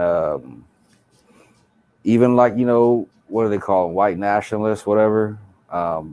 You know, those guys get sold a crock of shit. It's all propaganda, man, and it's all about control. So people will probably stick with their, you know, so-called own. But the problem we're having right here, like with the manosphere shit, is that we're still all fucking men. So I don't really like the separation too much. That's why I said I don't separate black manosphere, white manosphere.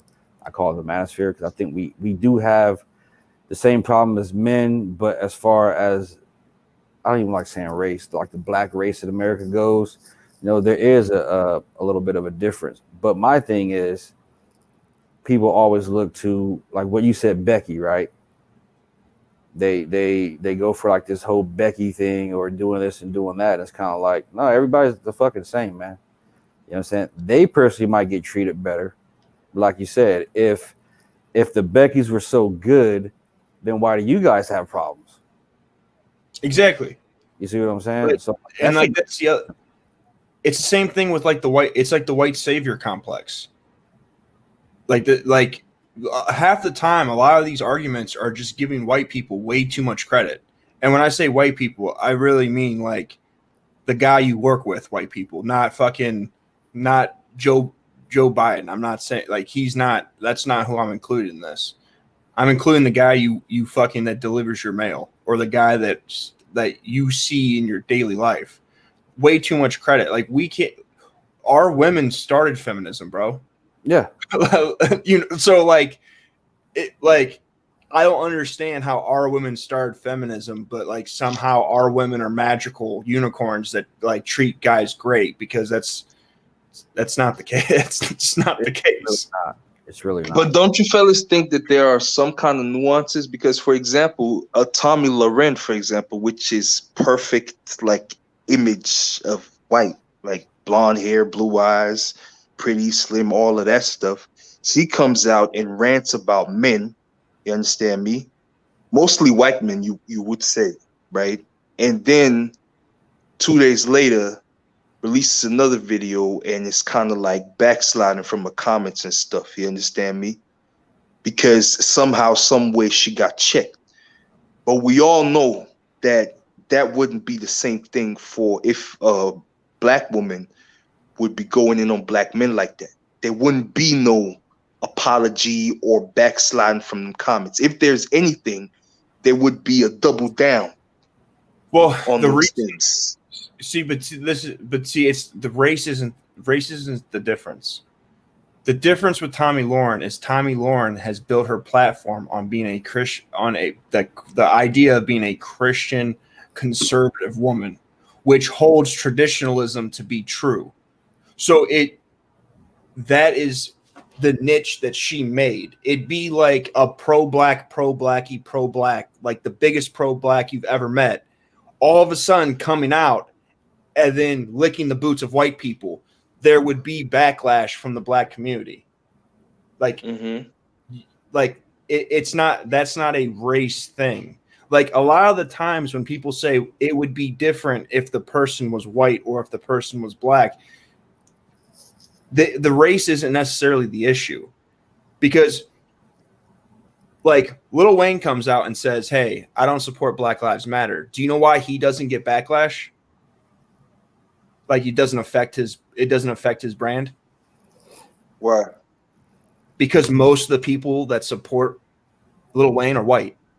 Oh, white, yeah. Like who was the chick that you was talking about? Tommy Loren. Oh, I don't know who that is.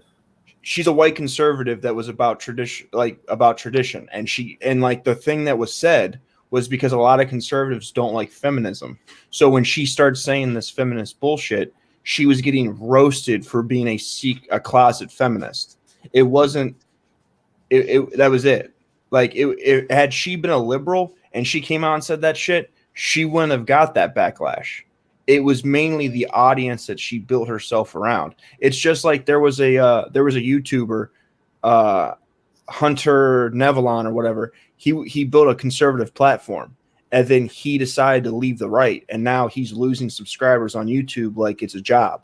So it has to do more with the politics and the political platform that they've made than it does to do with their race, because there are plenty of white women that talk shit about white men all the time. Like that's talking shit about men is openly okay. If I came out and started talking shit about a woman that was white, I would get the same rhetoric that Kevin's getting from that situation. It like the issue between race really is black men and white men are much closer together than we're different. If you look at suicide numbers, those 75% of men that kill themselves are men. It's men. There's more white men than black men that kill themselves. Yeah. But that's a man number. If you look at men dying in combat, it's a man number. It's not a white man number or a black man number. When you look at alimony payments, it's a man number. When it's child support, it's a man number. When it comes to paternity fraud, those are men numbers. Like it's not race based. When it comes down to this gender war, as men, we are losing, white and black. But the reason that the message gets lost is because there's a race narrative that keeps getting painted. Because whenever something happens, people say, well, it'd be different if they were black. You don't know that though. Like you're making an assumption. Like just like I did a video a few months ago of a woman who cheated on her husband, and he wanted a divorce from her because she cheated on him.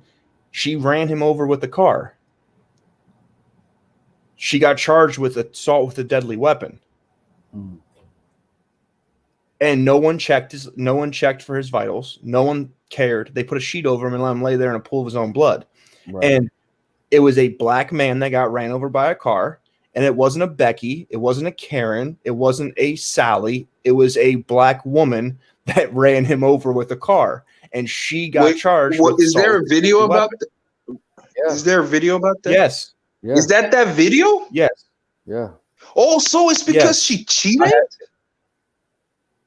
Yes, she cheated on him and he wanted a divorce. And she ran him over with a car.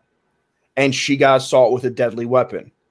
And when the cops got there and the people told them that she ran him over with the car, they didn't slap cuffs right on her. They didn't. They took her over to the car. But had If I ran a white woman over, I'm not getting charged with assault with a deadly weapon. And I know damn well if you ran your wife or girlfriend over with a car, you're not getting assault with a deadly weapon. You're getting fucking life or death. Exactly. Like like at the end of the day, a lot of the same way that the black independent single woman, like that mindset has made life worse in general, is the same.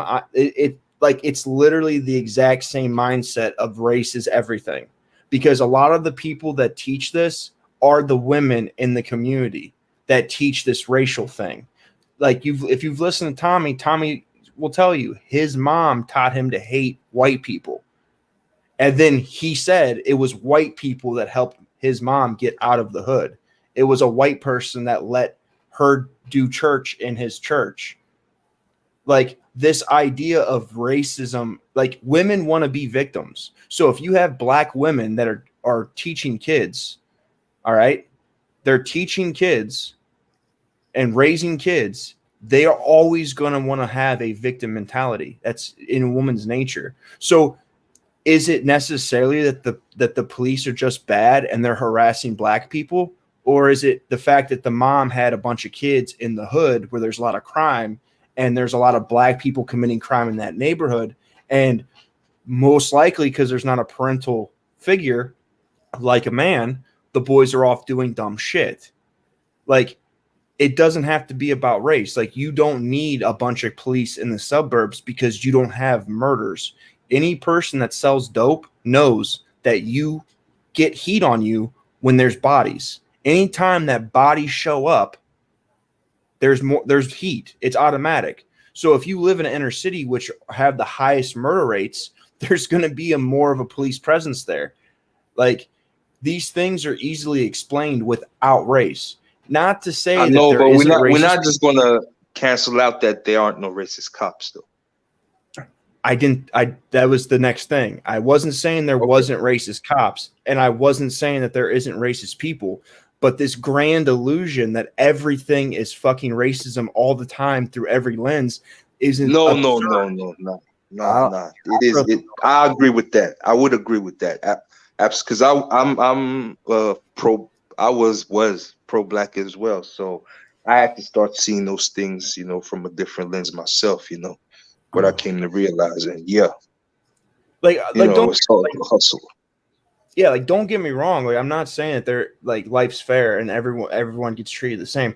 That's not necessarily true. But at the end of the day, we know women that had sex unprotected and got pregnant with a dude that was not shit, white or black, and then feign the victim about how they were made a single mom by said man. So are you going to tell me that if a woman can make a decision, have a baby with the dude that we all knew was not going to be a good dad and still be the victim, that same mentality is not going to get taught into people that are about race? The over enunciation of race that's not going to happen. Like the women that make bad decisions are not going to also try to play the victim in other roles. Like my kid's mom tries to say the same shit to me all the time. Like that, I have to be careful with my son and blah, blah, blah, because of racism. I think it's a horrible idea to teach your children that there's somebody always around the corner trying to hurt you and trying to do you bad. Like that is not regardless of if it's race or if it's fucking the neighbor. It doesn't matter who it is. Teaching children that there's always a boogeyman out there is no way to teach a child how to cope with life. It's not. That's true. Like, regardless, like, dude, I'm a white dude with face tats and a long ass criminal record. Like, I'm telling you right now, when they pull me over, they don't go, "Oh, Mr. Kyle, Right. Get your motherfucking ass out of this car. Can you show me your white privilege card? Can you show me that you are 100% white? Oh, you are? Okay. I know you were doing 85 and a 25 through a school zone and you were drunk. carry on. Like that's not the case. But at the same time, when I talk shit and was rowdy with police, I got the fuck beat out of me. But when I don't run my mouth and I don't act belligerent, I don't get beat up. Like, I had a friend that was half Puerto Rican and half black that literally was in a car with me and told me I didn't know what it was like to be accosted by the police. We got pulled over and I got my ass pulled out of the car through the window and got my ass beat that day. And they didn't pull him out of the car. Oh, man. Like, They got your ass dragged out the car. What I'm yeah, dude. Perception is reality. Yeah, like I literally used to do fuck shit. Like here's a perfect example. And this is a perfect example. You're a Pookie, Savage. You're a Pookie. That's fair. That's fair. This is where like perception is reality, and there is certain differences in certain things because, like I feel you on that shit, right? And I used to get hit up by the cops all the time. Never had my I never had my ass beat by a cop or pulled out, but in the back of my head, the assumptions was there because I was black, like I was gonna get a worse treatment than a white dude because it's where I've been. So a lot of this shit is personal, but you're taught certain things in fucking life.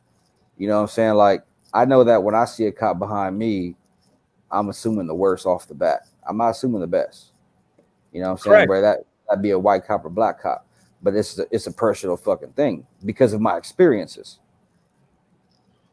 So here's I'm gonna give you a perfect example. Okay, so I had a trap house. All right, I had trap. I had my buddy's name's L. All right, he was getting dropped off. We were having a barbecue. I did not want the people that were bringing him to my house to know where I lived because obviously you don't let people know where your shit's at. So they dropped him off at the corner store down the street. I got in my car and drove to the corner store to pick him up. There was a cop sitting in the parking lot. All right. L is black. He gets in my car. He gets in the passenger seat. I back up and I pull out the parking lot. The cop follows me. I go to the stop sign. I stop. I turn right. I go to the stop sign. I stop. I turn right. I pull over in front of my house. The cop pulls me over. He comes up to me and tells me that I ran 3 stop signs and that if I let him search my car, he won't write me a ticket.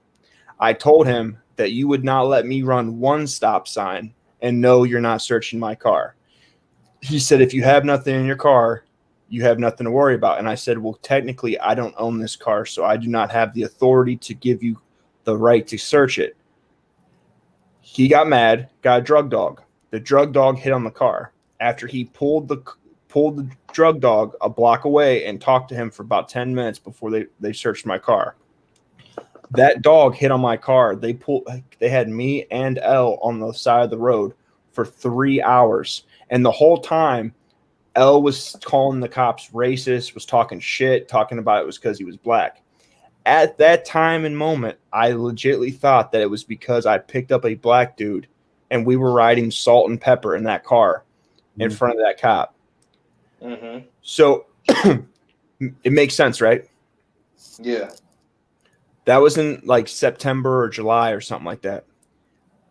November 1st, I got my door kicked in for a search warrant. I had been caught on a wire and a camera selling pills to an an informant. There was an open investigation on me. So them pulling me over wasn't about him being black. Them hitting my car wasn't about him being black. It was about actions that I had did prior to that I did not know that they were onto. But because he was in the car and the idea of racist cops all around was being told to me, because at the time I was a liberal, I perceived him being black, him being in my car, obviously it's a racist cop. That was proven wrong when they kicked my door in at 4 a.m. and I got arrested for aggravated trafficking. Still there. What's that? Our process was still there, though. Yes, it was, but I made an assumption. There was not evidence in my assumption.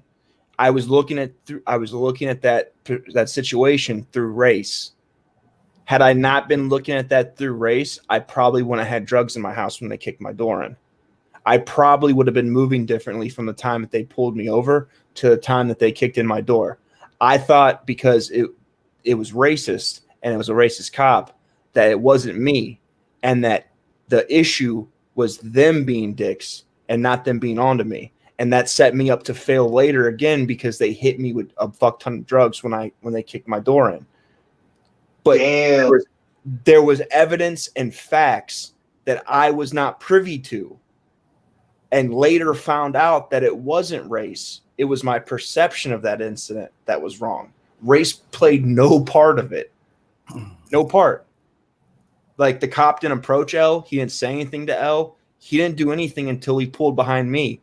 And when I pulled in, they could see my tag. They could see, like, they could, because I was in my girl's car. So the car was known that I sold dope out of. But L thought it was because the cops were racist. Like, that's what I'm saying. Like, not everything is about race. It's not. But it's an easy answer. Because when you get pulled over or something happens to you, you're always black.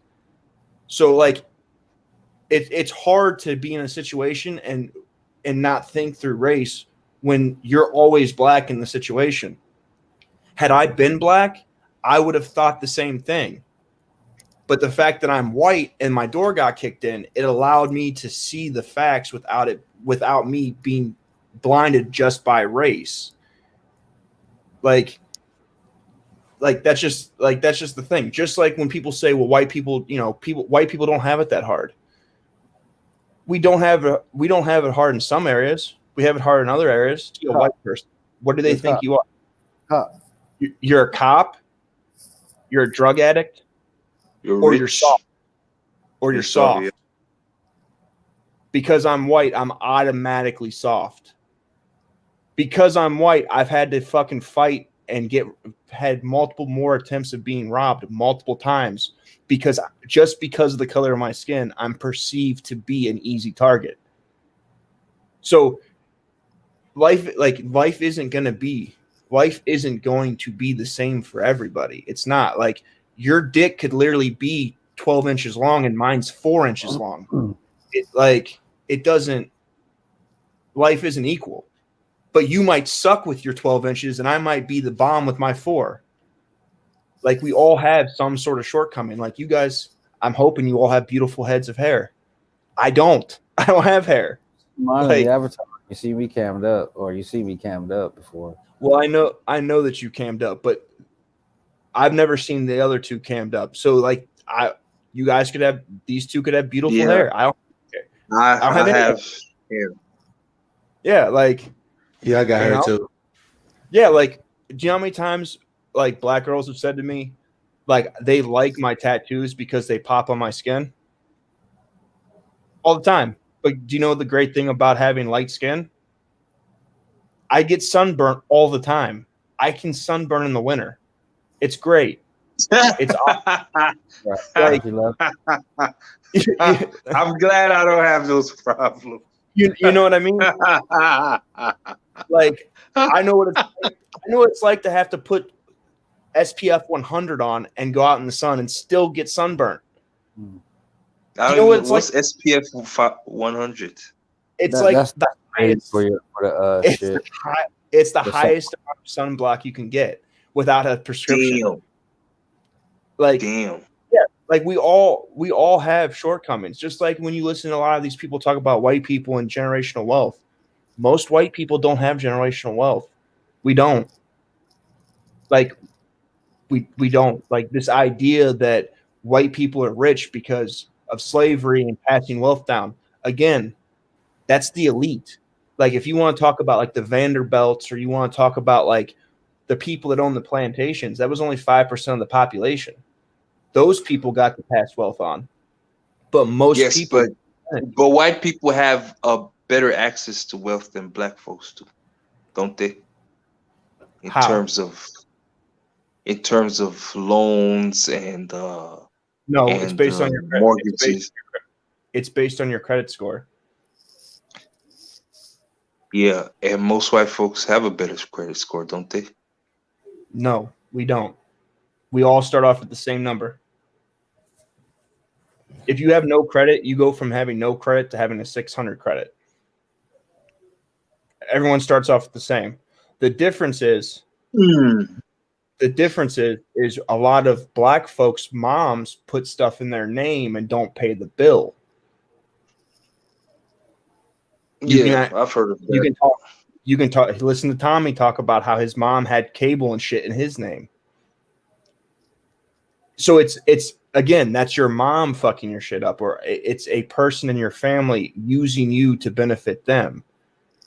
It's not you're white, so you automatically get car loans. It's based on credit. Just like when it comes to loans and grants and stuff, as a white man, I don't qualify for school loans for being white. There is no white So, male school. so Savage, are you saying that things such as redlining and all that stuff were a myth, like that did not exist? No, it did, but that was in what, the 50s? I That know, was but what I'm saying is that when the point where you said that there's no generational wealth amongst white people, I can get that in terms of, okay, well, you're not going to get passed down freaking $10 million in some trust fund. I get that, but for example, um, maybe not you in particular, but there are a lot of examples where, like, a house is passed down, or how should I say, like the financial decisions that you have made in, like Caucasian people make, in other words, always okay. tend to benefit, their Okay. grandchildren. So I'm gonna Like there are many examples of that. put you onto some game. Okay. The white people that you see that get to pass shit on is like me saying, well, black people get to pass wealth on. Look at LeBron James. Look at look at fucking any black commentator on TV. If you are white and you make 100K a year, you are in the top 10% of the population. So if you do the numbers on that, how is it that if you're white and you will make 100K, which 100K is good money, but it's not you're not filthy rich. Like, you're not filthy rich in any means. If you listen to Kevin Samuels, he says if you want to have a wife and 3 kids and give them a suburban lifestyle, you need to make like $350,000 a year, which is like top 5 to 3%. So if white people are 65% of the population, let's say, and if you are white and make 100K, you're 10%. There's no, like, you just by knowing that statistic, you can't say that white people pass on generational wealth.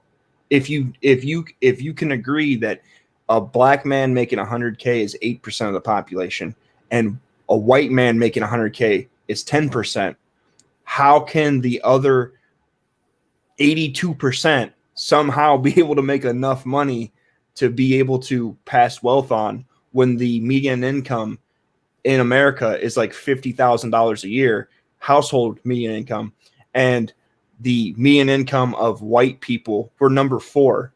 We're number 4 in the country. We're not number 1. All the people that are ahead of us are minorities. We're like we can't be majority of the population and not be the majority in the 10% and not be number 1 in the earnings of median household income and be the ones winning. You can't live in that world. That's crazy. I don't Like know. It's most, difficult for me to talk about that shit because I don't really subscribe to any of that stuff too much. I don't really know any stats. I've never done any data. I've just done me, but I've done stuff to where maybe when I was younger, like growing up in LA, yeah, I mean, we were poor and shit like that. But when I moved from LA to Redondo, like I've seen plenty of black people that have houses and have this nice ass houses. I'm talking about Redondo Beach, Cali. Yeah. You know, moving out here, I know a lot of black people that have houses and have this. I know a lot of white people who are on drugs, fucked up, living over by the Mexicans, in their area, even living on the west side. You know what I'm saying? I mean, there's not a lot of white people over there, but majority blacks, but they got houses over there. I'm in the union. I make the 110, 120 a year. You know what I mean? So like I said, but it's a personal fucking thing. Everybody chooses their own fucking path, man. And I think that's what, and then the mindset of just the overall, history of this fucking country, it just fucks with people. You know what I'm saying? And I think people may have legitimate arguments about it, but I just, like I said, I've been there, and I can't say that I've never experienced any type of racism in my fucking life. You know what I mean? Because I have in the Navy and in the Union. You know what I'm saying? But at the same time, it's never stopped me from reaching my goals. So I don't use the shit, like whatever the history is. I don't use it as a crutch. You know what I'm saying? And I think that's what happens with a lot of people. They use the shit as a crutch instead of just moving fucking forward and getting on with their life. I'm not saying forget about it or just, have no knowledge about history, but I'm just saying, just. Yeah, but that's like, I totally agree with you.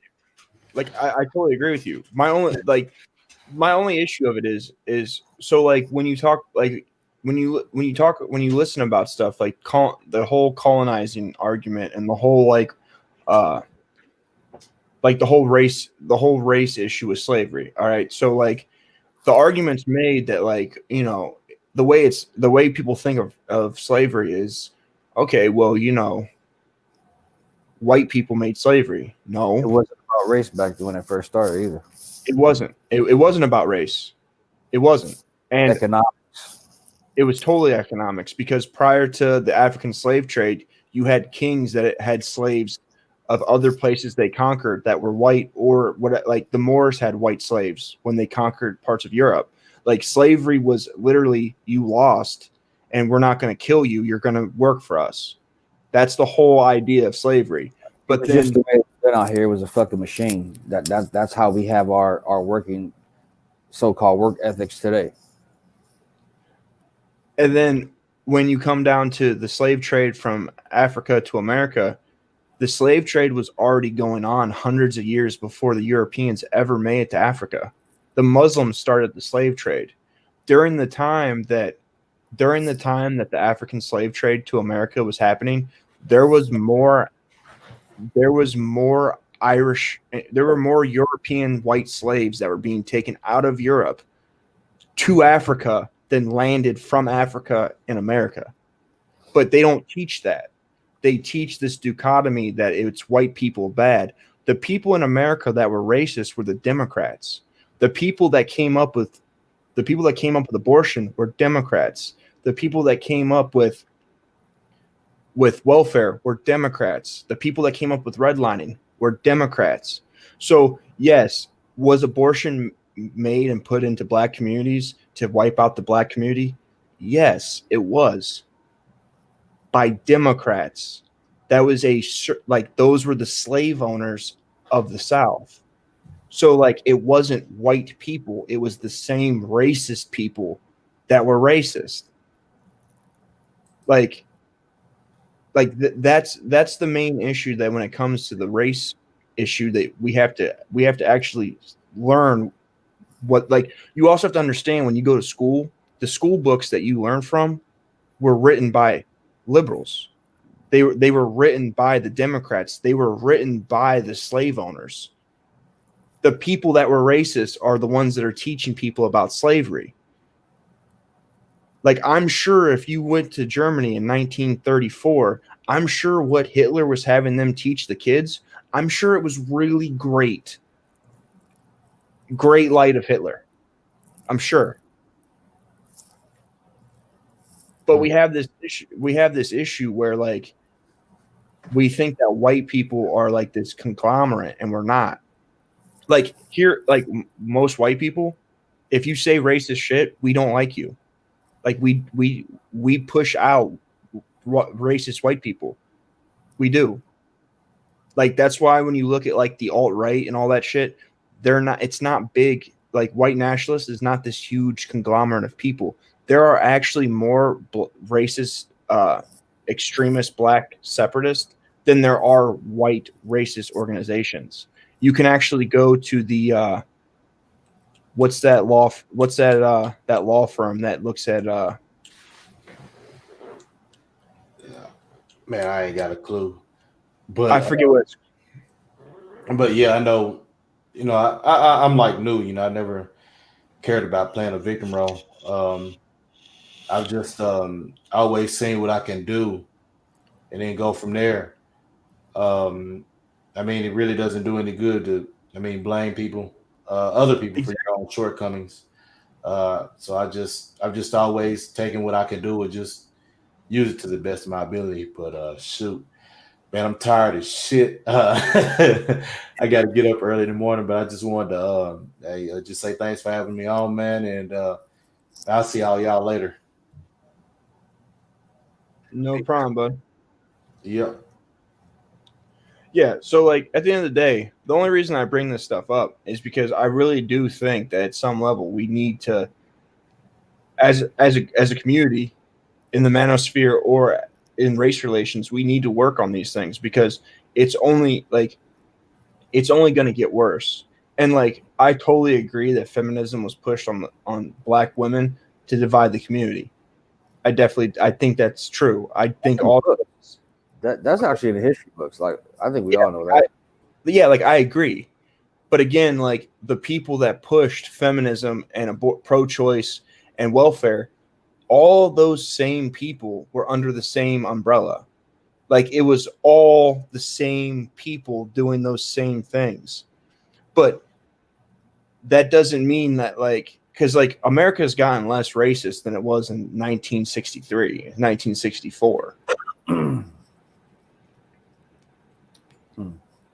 So like as a group, like in order for us to if black men and white men are divided, then they can fuck all of us because the strength is in the men and the people. If you have weak men, then you can do whatever you want to the country.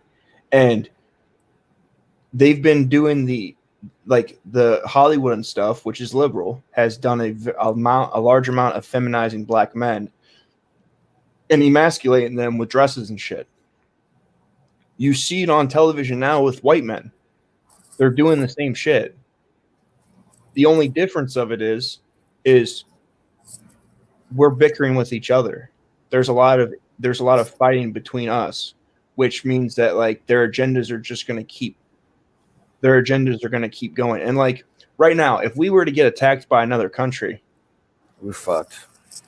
Yeah, but right now, if we were to get attacked by another country and we were defending our streets, I guarantee you that the men aren't going to be talking about race while this is happening. No. We're going to come together and we're going to try to protect what we can. And that's what's important because at the end of the day, we all want the same things. We want to either have kids or we want to secure a life for ourselves.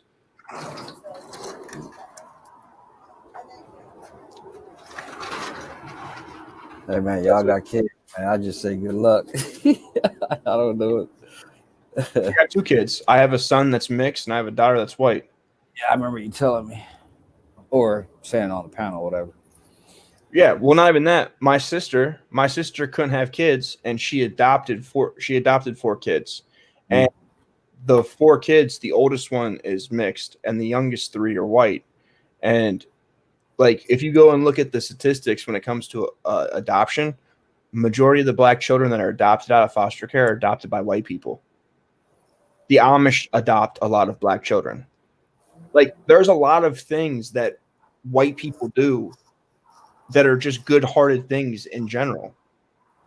But like, people just want to go back to an idea of like 1813 or something. Like, slavery's everywhere, and if you go and look in America, the first registered slave owner in America was black. He actually had indentured servants, and he sued the government saying that he owned them these slaves, these indentured servants outright, and they took the indentured servants and made them slaves. You can look it up. The first slave owner in America that was registered is a black man. But they don't teach this shit. They also don't teach the Indians had slaves. Yeah, there's a lot of shit I used to read, and I know that everybody fucking has slaves. You know what I'm saying? I know that, you know, it wasn't like, oh, white people were just going to Africa and taking black people. I know there was a helping hand in that shit too, because I've got books here. You know, like I said, I just don't really do the victim mentality shit. And I do agree that we all need to come together as fucking men. I do agree to that. You know what I mean? But I honestly, Savage, I don't think that's gonna happen, man.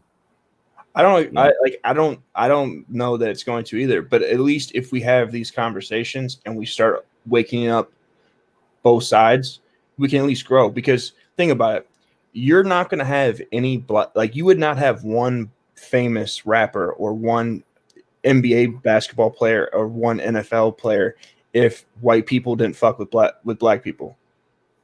You wouldn't, because majority, like if you go back to the 90s or the early 2000s when you had to sell a hard copy of a CD, majority of the people buying the CDs were white people. Most of the money that comes in to the music industry is through white people. Most of the people that go and pay for concerts, majority of them are white people. So if America was so racist, then you wouldn't have Lil Wayne's and Jay-Z's and these celebrities that have huge amounts of money from providing a service. Like when you go farther west, like Midwest, there's plenty of states that are fucking mostly white, like super small amounts of black people, but they still have concerts there and they still sell out. No, I mean, I don't know like any numbers on that type of shit, but I mean, I just say, you know, it's all about fucking money, and people are gonna try to make money. I think people are, for the most part, you know, pretty cynical, so they're gonna do whatever they got to do to make some fucking money. You know what I'm saying? Yeah. So, I mean, I've heard that, and I just never really looked into it because, you know, I never played a part. I never played a role in that part. Well, what I'm saying is, if you were going to start a business, all right, any business that's trying to make money, you're automatically going to try to get the most amount of the market share that you can get, because that's how your business becomes the most profitable, right? Yeah. Okay, so if that was the case, then you would have to have majority of the country is white. You would have to want to. You don't want to be like, I'm not gonna do business with white companies or white people because whatever, you're gonna hurt your pockets. The best, like if you look at Trump and Trump's peace deals, if you look at Trump's peace deals, they were through economics. Like we all can agree on money. We can all get behind money. And if we're all making money, then we can do better things for our communities and we can do better things for the people around us. And like, I think that's the best way to start it. Well, that takes me back to what I was saying about, you know, people are going to do what they got to do to make some money. So if you have some rappers or whatever genre of music or whatever, like if they know that most white people are going to fuck with them or black people don't have their own like companies or how, I don't know how they do it or whatever to sell music, then they're going to fuck with them because they know that they can make money. Yeah, but I'm not blaming black artists or black football players for fucking with white people. What I'm saying is, if you're racist in America, you're not. If racism was so prevalent in America, like the way it's taught, then there would be a lot of racists that would be paying to go see Jay-Z. There'd be a lot of racists going to see Lil Wayne. There'd be a lot of racists that would be paying to go to NFL games and basketball games. like if I came out, if some white person came out here with a business and they said some racist shit, would you go spend your money at their business? Nope. No, nor should you. But if the country as a whole was so racist, and you wouldn't spend your money with a racist person or a person that you didn't, a race you didn't like, then why would racist white people do the same thing? If there was that much racism in the country, there wouldn't be all these black millionaires. The NFL couldn't charge a fucking $150 a seat for a game because majority of the people in the country are white. And if majority of the country is racist, then there wouldn't be audiences to be paying for these services, is what I'm saying. Like that's what I'm saying is the way that things are projected or said is more of a feeling when you look at the statistics and the numbers of like people spending their money. Like that's like it doesn't pan out that way. When it comes down to generational wealth, if there's actually a study that said that family wealth is like 80%, it's 70%. I think it's a 70% chance of losing within 3 generations, and it's like 90% at 4 generations. Like a lot of the shit that's told to us is just told to keep us separated, and also it's to make money. Like when you have Reverend Jesse Jackson up there talking about racism, a lot of times he's up there talking about racism. It's not racism. It's like him trying to get a criminal off of a crime, or him trying to have someone sue somebody for something. Like it's a lot of the times you see Reverend Jesse Jackson up there talking about race. There's a financial gain there. It's watered down. Like I compare when you hear him talking about racist shit, it's usually like when those women said to Paul, "Is it racist to punch him out?" Like it's so just diluted and convoluted that it like in a logical sense it doesn't make any sense. But on an emotional basis, you're like, oh okay, like I can get that. I can get behind that. Like I couldn't even get behind that, man. And I think a lot of it is emotional. You know what I'm saying? People are going to spend money where their money is appreciated, I guess, in so many ways. You know, wherever I get good service, man, I will spend my money. I guess I could say that. If I, whether it be white or black, like where I live out here, in Vegas, I don't live necessarily like in a black area, but I'm not going to say like it's a white area either. You know what I'm saying? It's all multiracial, and whatever store provides me, good service, then that's where I'm going to go. Have you heard of a shop out there called Lakeland? I don't think so. What do they sell? Oh, it's a Union electrical shop.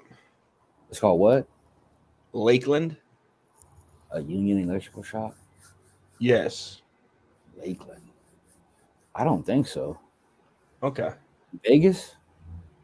Yeah, I know that I know that there's that shop has guys out there working on a big ass project out in Vegas. Unless they're new and they became signatory, then they haven't been. That's not a name that I'm familiar with. They haven't been around. Like I said, they might be new. I'm gonna put this in the private chat real quick.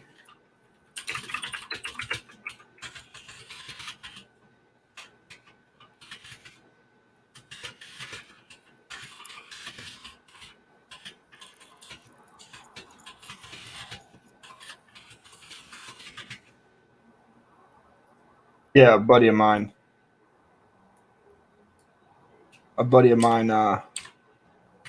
was mentioning that shop.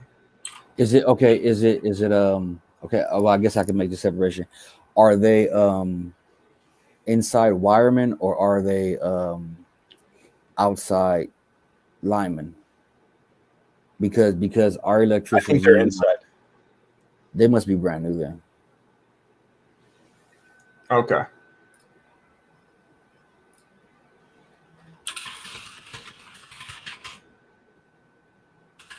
They probably just signed signatory. But like I said, I've been on that one job for almost 2 years, so I haven't looked at anything.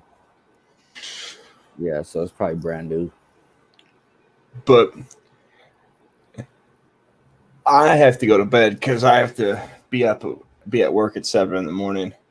Yeah, it's fucking, what is it? It's 8:30 here. 11:25 here. You got my email, right? You still got it? I might have your email. I'll put it in the Let back me see. chat. I'll put mine in the back chat.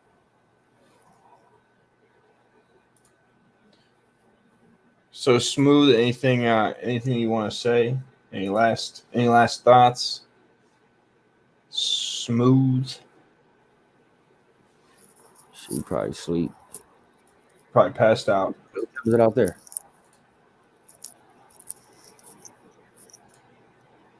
What's that? What time is it out there? It's 11:25 here. It's probably the same for him. I put my email in the back chat. Yeah, I got it. I'm emailing you right now. I had yours already from the previous, because we were talking about union shit. Yeah. Have you guys been investing in the market lately? You know what? I got a couple of apprentices, man, who do that shit, and I never got into it, but I wanted to, especially back when I got out of the Navy. That was a long time ago, though. Listen, bro, like the market is fucking popping right now, and it's popping. It's popping. Okay. And I know what trade you're in, and I know what type of money you guys make. So you could always start investing in stock if you wanted. That's why we're gonna chop it up. Yeah, man. Because I'm not good at it. Well, don't get me wrong. Not dove into it before, but that's something that I would like to do, being 45 and pretty much working. I'm gonna work the fucking rest of my life. I got into the union late, so I don't have all the retirement credits. How many years have you been in the union? 9 years. Okay, you'll have a decent pension. Well, I have to travel. I'm probably gonna have to travel more. Tramp it out a little bit. I already traveled to New Mexico. I know over here we make pretty good money. Cali, they make way better money, especially up in the Bay Area. Yeah, but the cost of living out there is retarded high. Yeah, but I know I'm gonna probably come out maybe even or a little more. Like I said, I do have my condo here, so I'd have to figure out like living arrangements. But their credits, it's the credits that I'm going for. Out there, they make probably double what we make. Like we make 48 out here on our contract. They make like 71. Their shit is double. So I'm going out there for the credit. I can make probably 3 credits a year out there compared to, even though I was working all the overtime on this job, a credit and a half. That's a big fucking jump. Yeah, I'm not sure how many credits we have out here, but when it comes to scale, like Cleveland's got a high pay scale. What do you guys at? We're at 41. Are you? Yeah, we're at 41, and our cost of living out here is like 80% or 90%. Like you'll get $100 worth of goods for $80 out here. But you're non-union, right? I'm union. Oh, you are union. That's fucking right. Yeah. So do you have an A and a B plan? No, so I'm in small works. I don't know if you guys have small works where you're at. No, I don't think so. You ever heard of the NORA program? No. Do you guys have a residential part in your home? We gave that up, man. We fucking, us electricians, man, we're fucking preemies, man. We gave up A lot of that shit. So with us, we had a residential, but they ended up ending the residential and they made Nora. So like in my section, our max pay scale is 25. Mm. So like I didn't have a GED or anything, and I had a kid. So I went and joined the union, and I went into Nora because I go straight to work. But I had years of experience, so like I make 21. But it's hard as fuck to get into the apprenticeship out here. Oh, so then what's your classification? I'm a CE2. Oh, okay, yeah, that's the program I came into. Okay. The CECW program. I actually came in at the fucking CW2 because I did temp power non-union line work before this for like almost 12 years. So when I came in, I didn't know electrical that much, but I knew line. And we have, out here we have IBW 396, which is the line side, and then 357, which is the inside wireman side. So I didn't want to have to go through the apprenticeship in 396 for the line side because their apprenticeship is actually in Riverside, California. I didn't want to move. Okay. But their apprenticeship program is 4 years and ours is 5. So yeah, ours is 5 too. Yeah. So I just came in as a CE or a C-dub, you know what I'm saying? And then I applied for the apprenticeship. But I already knew a lot of the guys, in my local. And so I already had the work history or the work hours. I didn't have to take the test. I just did the interview. Yeah, see, that. over here, they're only taking like 10 people a year, 15 people a year into the apprenticeship. It's hard as fuck to get in our apprenticeship. So why don't you go somewhere else and then just get in the apprenticeship and then get your yellow ticket and then be a fucking tramp? Because I don't have a GED, 1. So I have to get my GED. 2, I pay child support. So my child support order, I have to carry insurance for my son. And being non-union out here, the insurance they have out here is shit. It's like $400 a month for him to be on my insurance and then $5,500 deductible for my kids. So like it ends up being like $1,200 a month in child support. Shit. And like I can't afford it. Like I just can't afford it. Okay, like, so you're in the union, but they have a non-union side. Is that what you're saying? But you're a C. Yes, effectively. Like I'm in the union. I pay working dues. I pay quarterly dues.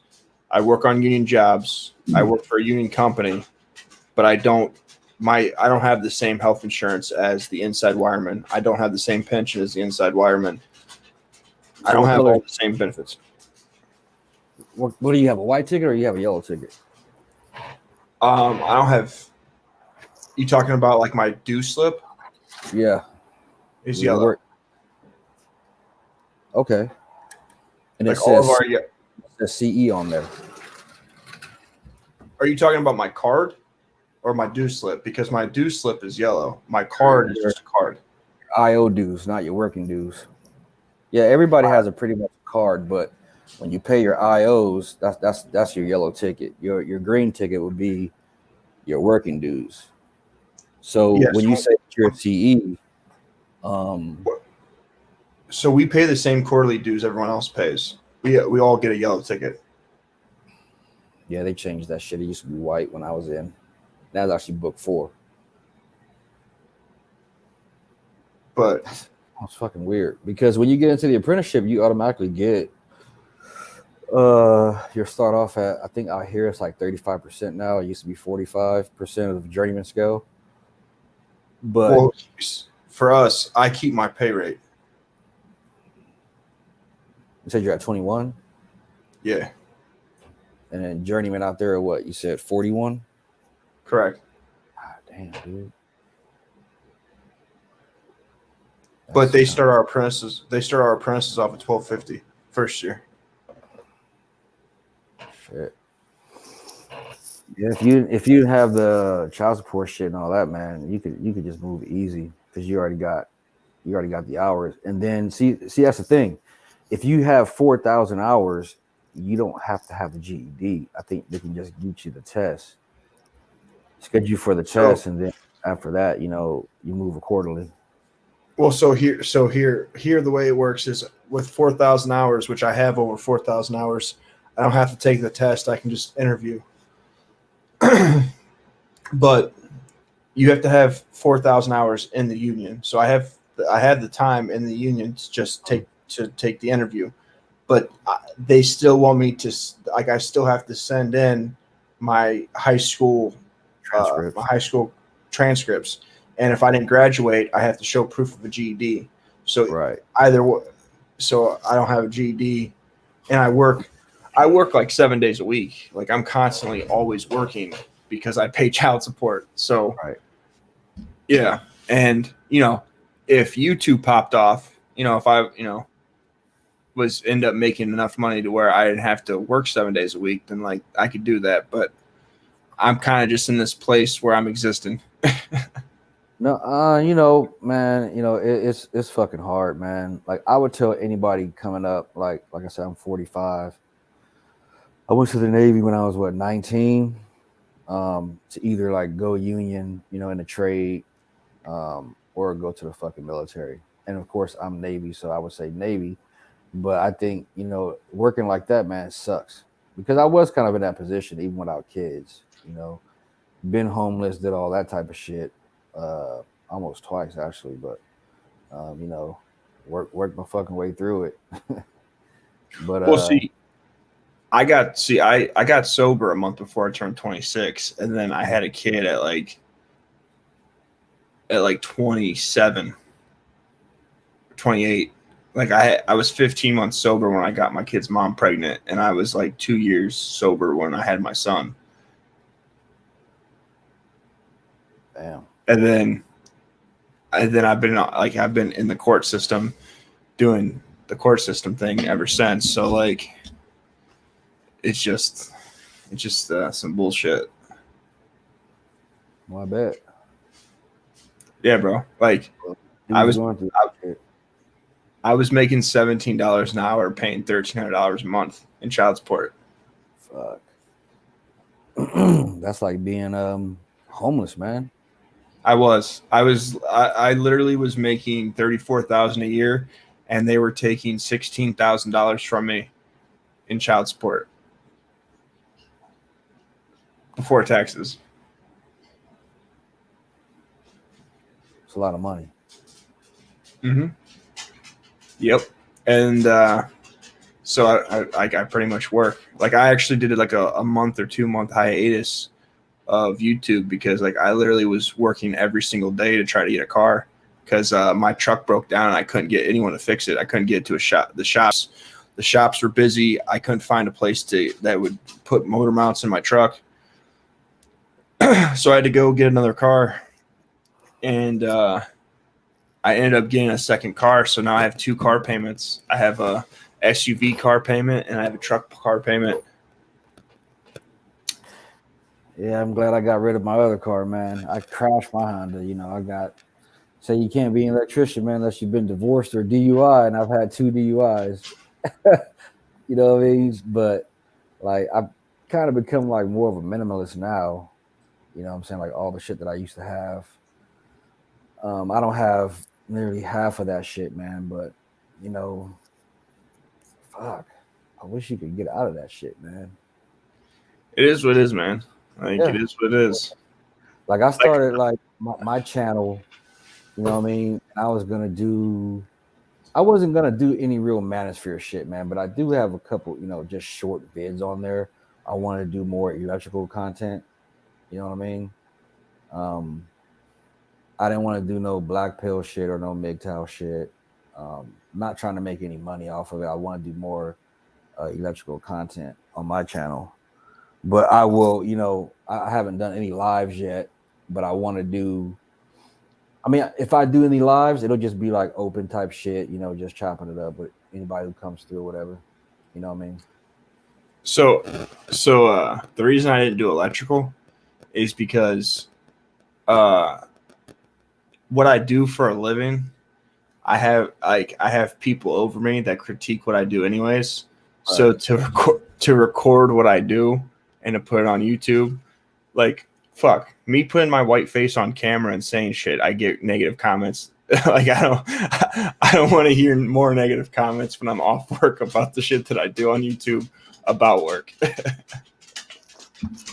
I hear you. But yeah, like I live in the hood, bro. Like I live on the east side of Cleveland in the hood in a $450 2-bedroom apartment.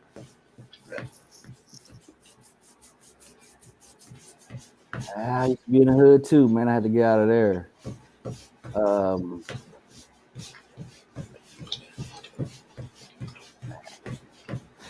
Somebody's asking for my channel, but I don't have a wrench to drop the link. Come on, Ash, stop. So, Okay, let me give you a wrench.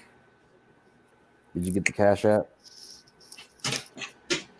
I can check it. I haven't looked at my phone, but I appreciate the donation if you donated. Donate, man. I always donate to people that whether I don't agree with everything every content creator says. I got my own mind, you know what I'm saying, and I'm pretty big on speaking my mind. You know what I mean? Most people, if I don't, if I don't agree with everything, but I like most of the content, I still would subscribe and support a channel. You know what I mean? So I've caught your pre-records. I think I've caught 1 or 2 lives. You know what I mean? I'm trying to listen to more shit, just to broaden my subscription horizon instead of listening to the same people day in and day out. And that's pretty much why I support. I support when I have it, support when I can, because I don't make content like this. I don't have topics. I don't do anything yet, and I figure that if somebody's listening, they're interested. They'll support your channel too.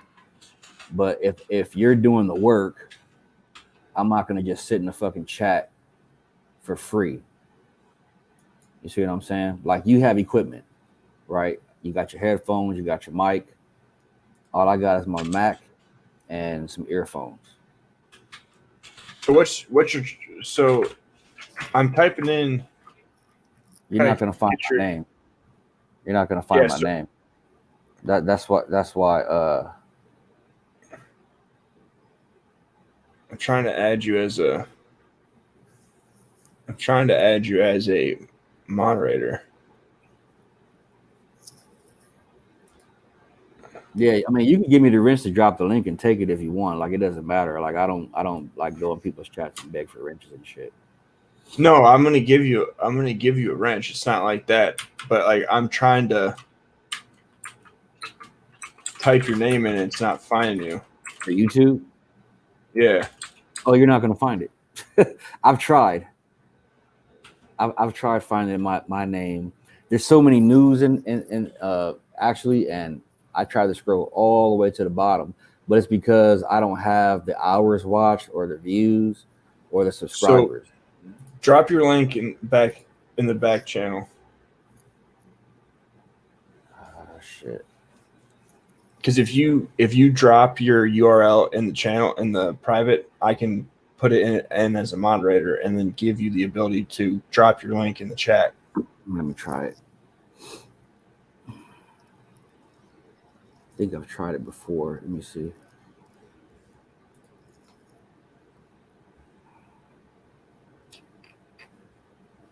I think Smooth fell out. Like, I think he's out. Let me see. He's snoozing.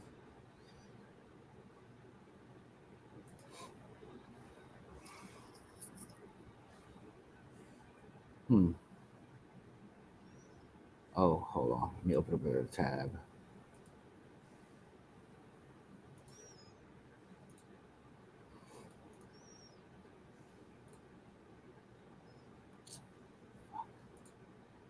trying to figure out how to do it.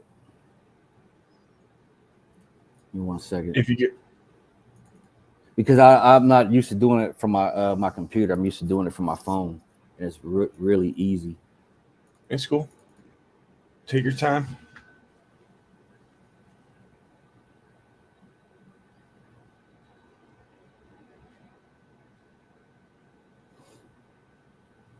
So what do I do? Click on my picture or something like that, and then Yeah, go to your YouTube channel and then copy your URL.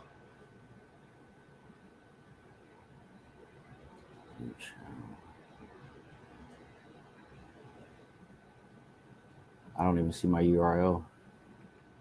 Your URL would be up in your browser when you're like your little browser tag. Oh, I see it. Let me try it. Let me see if it worked.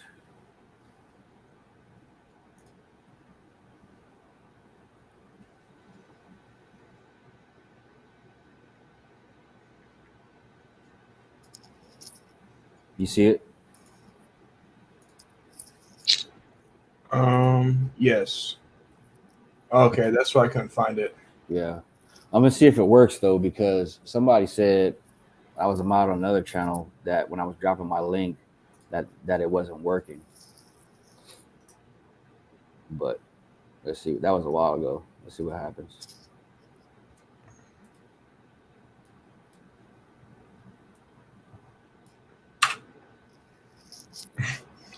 Nope, it's not finding it.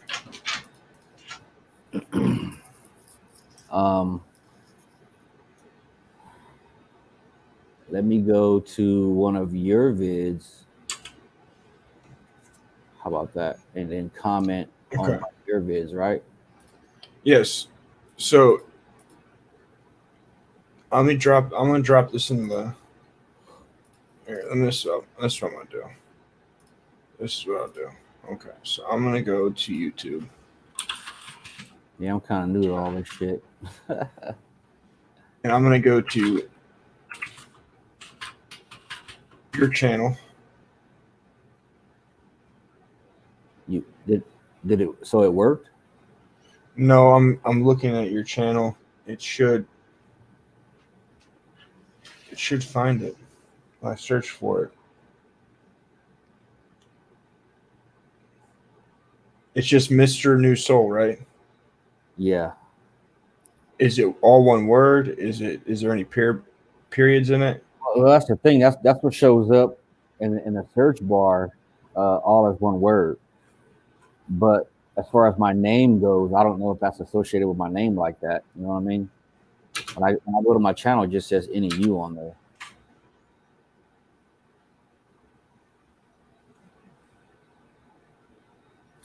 Let me go to one of your vids.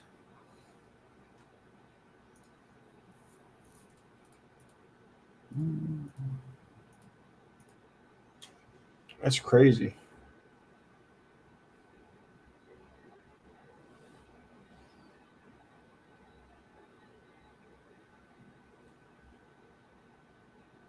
Well, I just commented on one of your vids. Okay, so let me go to my. Sorry, guys. Sorry. This is a clusterfuck. It's the one that says there's something toxic in the manosphere, Red Pill community. Go to comments. Okay, so I see that. There we go. Copy.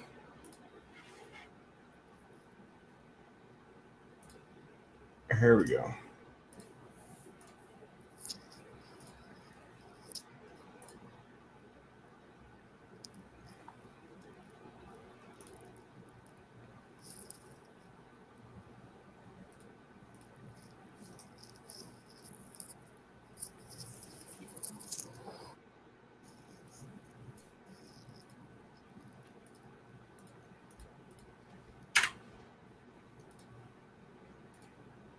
There you go. You got a wrench, and I put your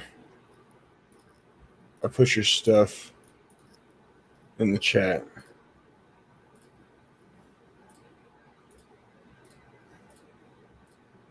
Alrighty. So, guys, I'm about to wrap this up. About to hit some Z's. Tomorrow's gonna be cold as shit, so I gotta wake up early and fucking put all my shit in my truck for the heat. Yeah, it's 51 out here right now. It was 33 or 34 degrees out here today. They're saying supposed to be get 21 tonight. That's pretty fucking cold. It gets cold out here, man. That dry heat or that dry cold. Yeah, it was like fucking snowing and raining, and it was a blast. Did you go watch my video about about false allegations? No, I'm gonna go check it out. What I normally do if I can't catch anything, when I have time, I pretty much dedicate like a lot of time to just watching vids, man. You know what I'm saying? Or because I have YouTube Premium, I pretty much download them, and then I can listen to them at work with my earbud.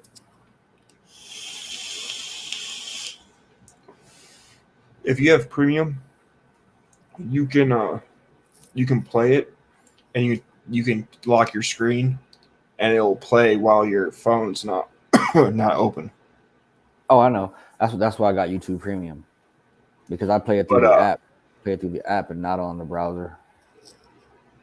So the reason I asked you if you went and looked at that, because that video is about a woman who lies about her husband raping her, and these three women are talking about it, and like when you listen to like all of the like justifying that they do, it's sickening. At one point, the lady says that it's unfair that you can't rescind consent after consenting. Really? False allegations. Oh, that was 1 week ago. Okay, I see it. Yeah, it's bad. It'll make you think twice about banging broads. Yeah, it's fucked up, man. Like that's why like I don't really do the cohabitation shit, you know, marriage. But I've never been like that anyway. Never seen any true value in it. You know what I mean? But I understand when people say that. You know, why people are like that. But I'm gonna get off here. I gotta take my dogs out and whatnot. But thank you guys for being on the panel. I'm gonna hit you up in email, because I still do have your email. Yeah, of course. Hit me up anytime. All right, cool, man. Hey, I appreciate you guys, man. Thanks for letting me up here, brother. Like, I'm glad I finally came up. I'm starting to come on panels a little more too, because I don't really go on panels too much. Well, if you're gonna be doing like a platform, like if you're gonna be doing like your own channel, it helps if you get on other people's panels, because that gives exposure to your channel, and it'll help you grow. And getting to 1,000 subscribers, it's definitely necessary. Yeah, well, like I said, I don't know how far I'm trying to go with it, because just like you're working 7 days, we're working 5 10s and the 8.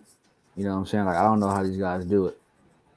You know, we're essential, so we have, you know, so I go to work. I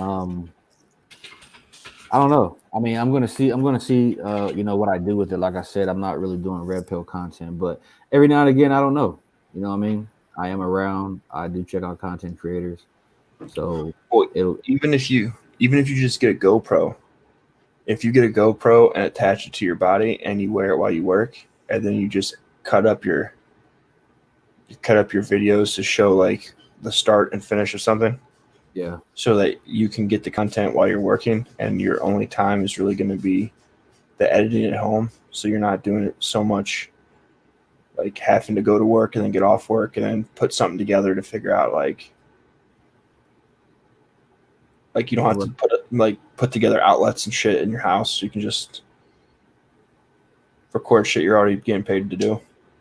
Right. Well, that's why. Like, if you look at my videos, you'll see a couple of them, and they're really short because where I'm at, like I said, we're not even allowed to really take pictures or videos. I'll put it in the back chat. Hold on.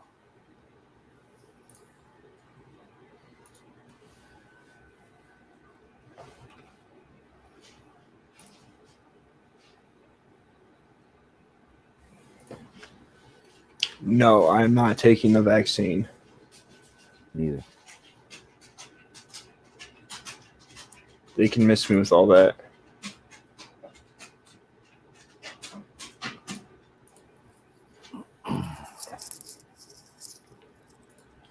Yeah, I figured it was something like that. Yeah, they don't let us do shit. That's why my shit's real short and it might look shaky. It might look a little like out of place. I'm just showing shit. You know. They got cameras too, so it's really hard. I have to kind of go somewhere where you can't really see, me filming anything because they will say something. But we'll see what happens on the next job. I just asked for my layoff Saturday, so I got some time to study for this solar shit, man. And if we do solar, I might be able to get away with it out there, like filming shit. So why did you take a layoff? Well, they kind of went around and asked us if we wanted a transfer or a layoff, and the company that I'm with right now, I know where they're going. I know where they're sending people, but I also think that part, some of it's bullshit. As far as because they don't really ask you that. Hey, man, you want to get transferred or a layoff? Really, like I'm not really big on taking transfers. Even though I know it's my own local, I should be able to do what I want to do. But I've been working for 2 years straight on this project, and I'd rather give a chance to some other brothers and sisters who are not working. You know what I mean? So I got some shit to do around the house. Plus, I need to study for the California electrical license and then the solar. I know there's the COVID shit going around. Where I'm at right now, it's only our trade, and it's only like 40 guys. But if I go to listen, bro, if you want work all the time, like steady work 5 days a week, like all the time, come to Cleveland. Like we have steady work out in our local. What's your work like? What's that? The work picture, like what do you got? Well, I was gonna hit the road, like if I have to, but I'm only predict like maybe 3 weeks, out of work. So I have a chance to go to New Mexico and work at the other place the competition that I put in the back chat. Yeah. I have a chance to go work out there. I've already been there, or Cali, for the credits. But what Cleveland is probably about 8 hours away from Nevada?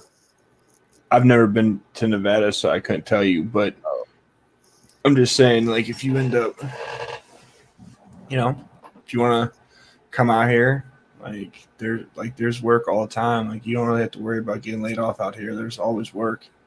So, and it's cheap to live out here. It's not expensive. So, Yeah, I just love 357. Like I'm a tramp too, so I do hit the roads. But I see here's the thing though. I have to look at a lot of things when I go to another local, especially ones that make less money than we do. I do travel for the work, not so much for the money and for the credits. You know what I'm saying? For the learning experience, because there's a lot of shit that we do out here in Vegas that no other place does, because we are mostly strip work, working on the strip, hotels, high rises and shit like that. I know out there you probably got like a lot of plants, right? Like power plants or power factories or something. You have the steel mill, you have a lot of high rises, you have nursing homes, you have factories, you have like hotels, you have they do apartments, they do everything. Like we have everything out here. Mhm. Like you don't have like we have a casino downtown, but we don't have like casinos like the Strip does out there. Right. Restaurants, gas stations, banks, normal, just normal shit. Right. But if you come out here, like we call travelers fleas out here Why? because that's what they call themselves. No. Travelers aren't fleas. Travelers are tramps, but there are fleas. Yeah, so like Do you know about yeah, I know about fleas. Okay. So like we have travelers that come in, Mhm. but usually people that travel, they call Mhm. them fleas. Hmm. Like guys that are always on the road traveling. Like fleas aren't good. Like I'm not saying they're good, but fleas are like a thing that like all they do is travel. They're guys that like pretty much they can't like they go out to jobs that have overtime and they stay there and they drag out the overtime as long as they can. Okay. There's a little bit we could chop that up. Like I don't want to do it on here, but that's not always true, and that's not all true.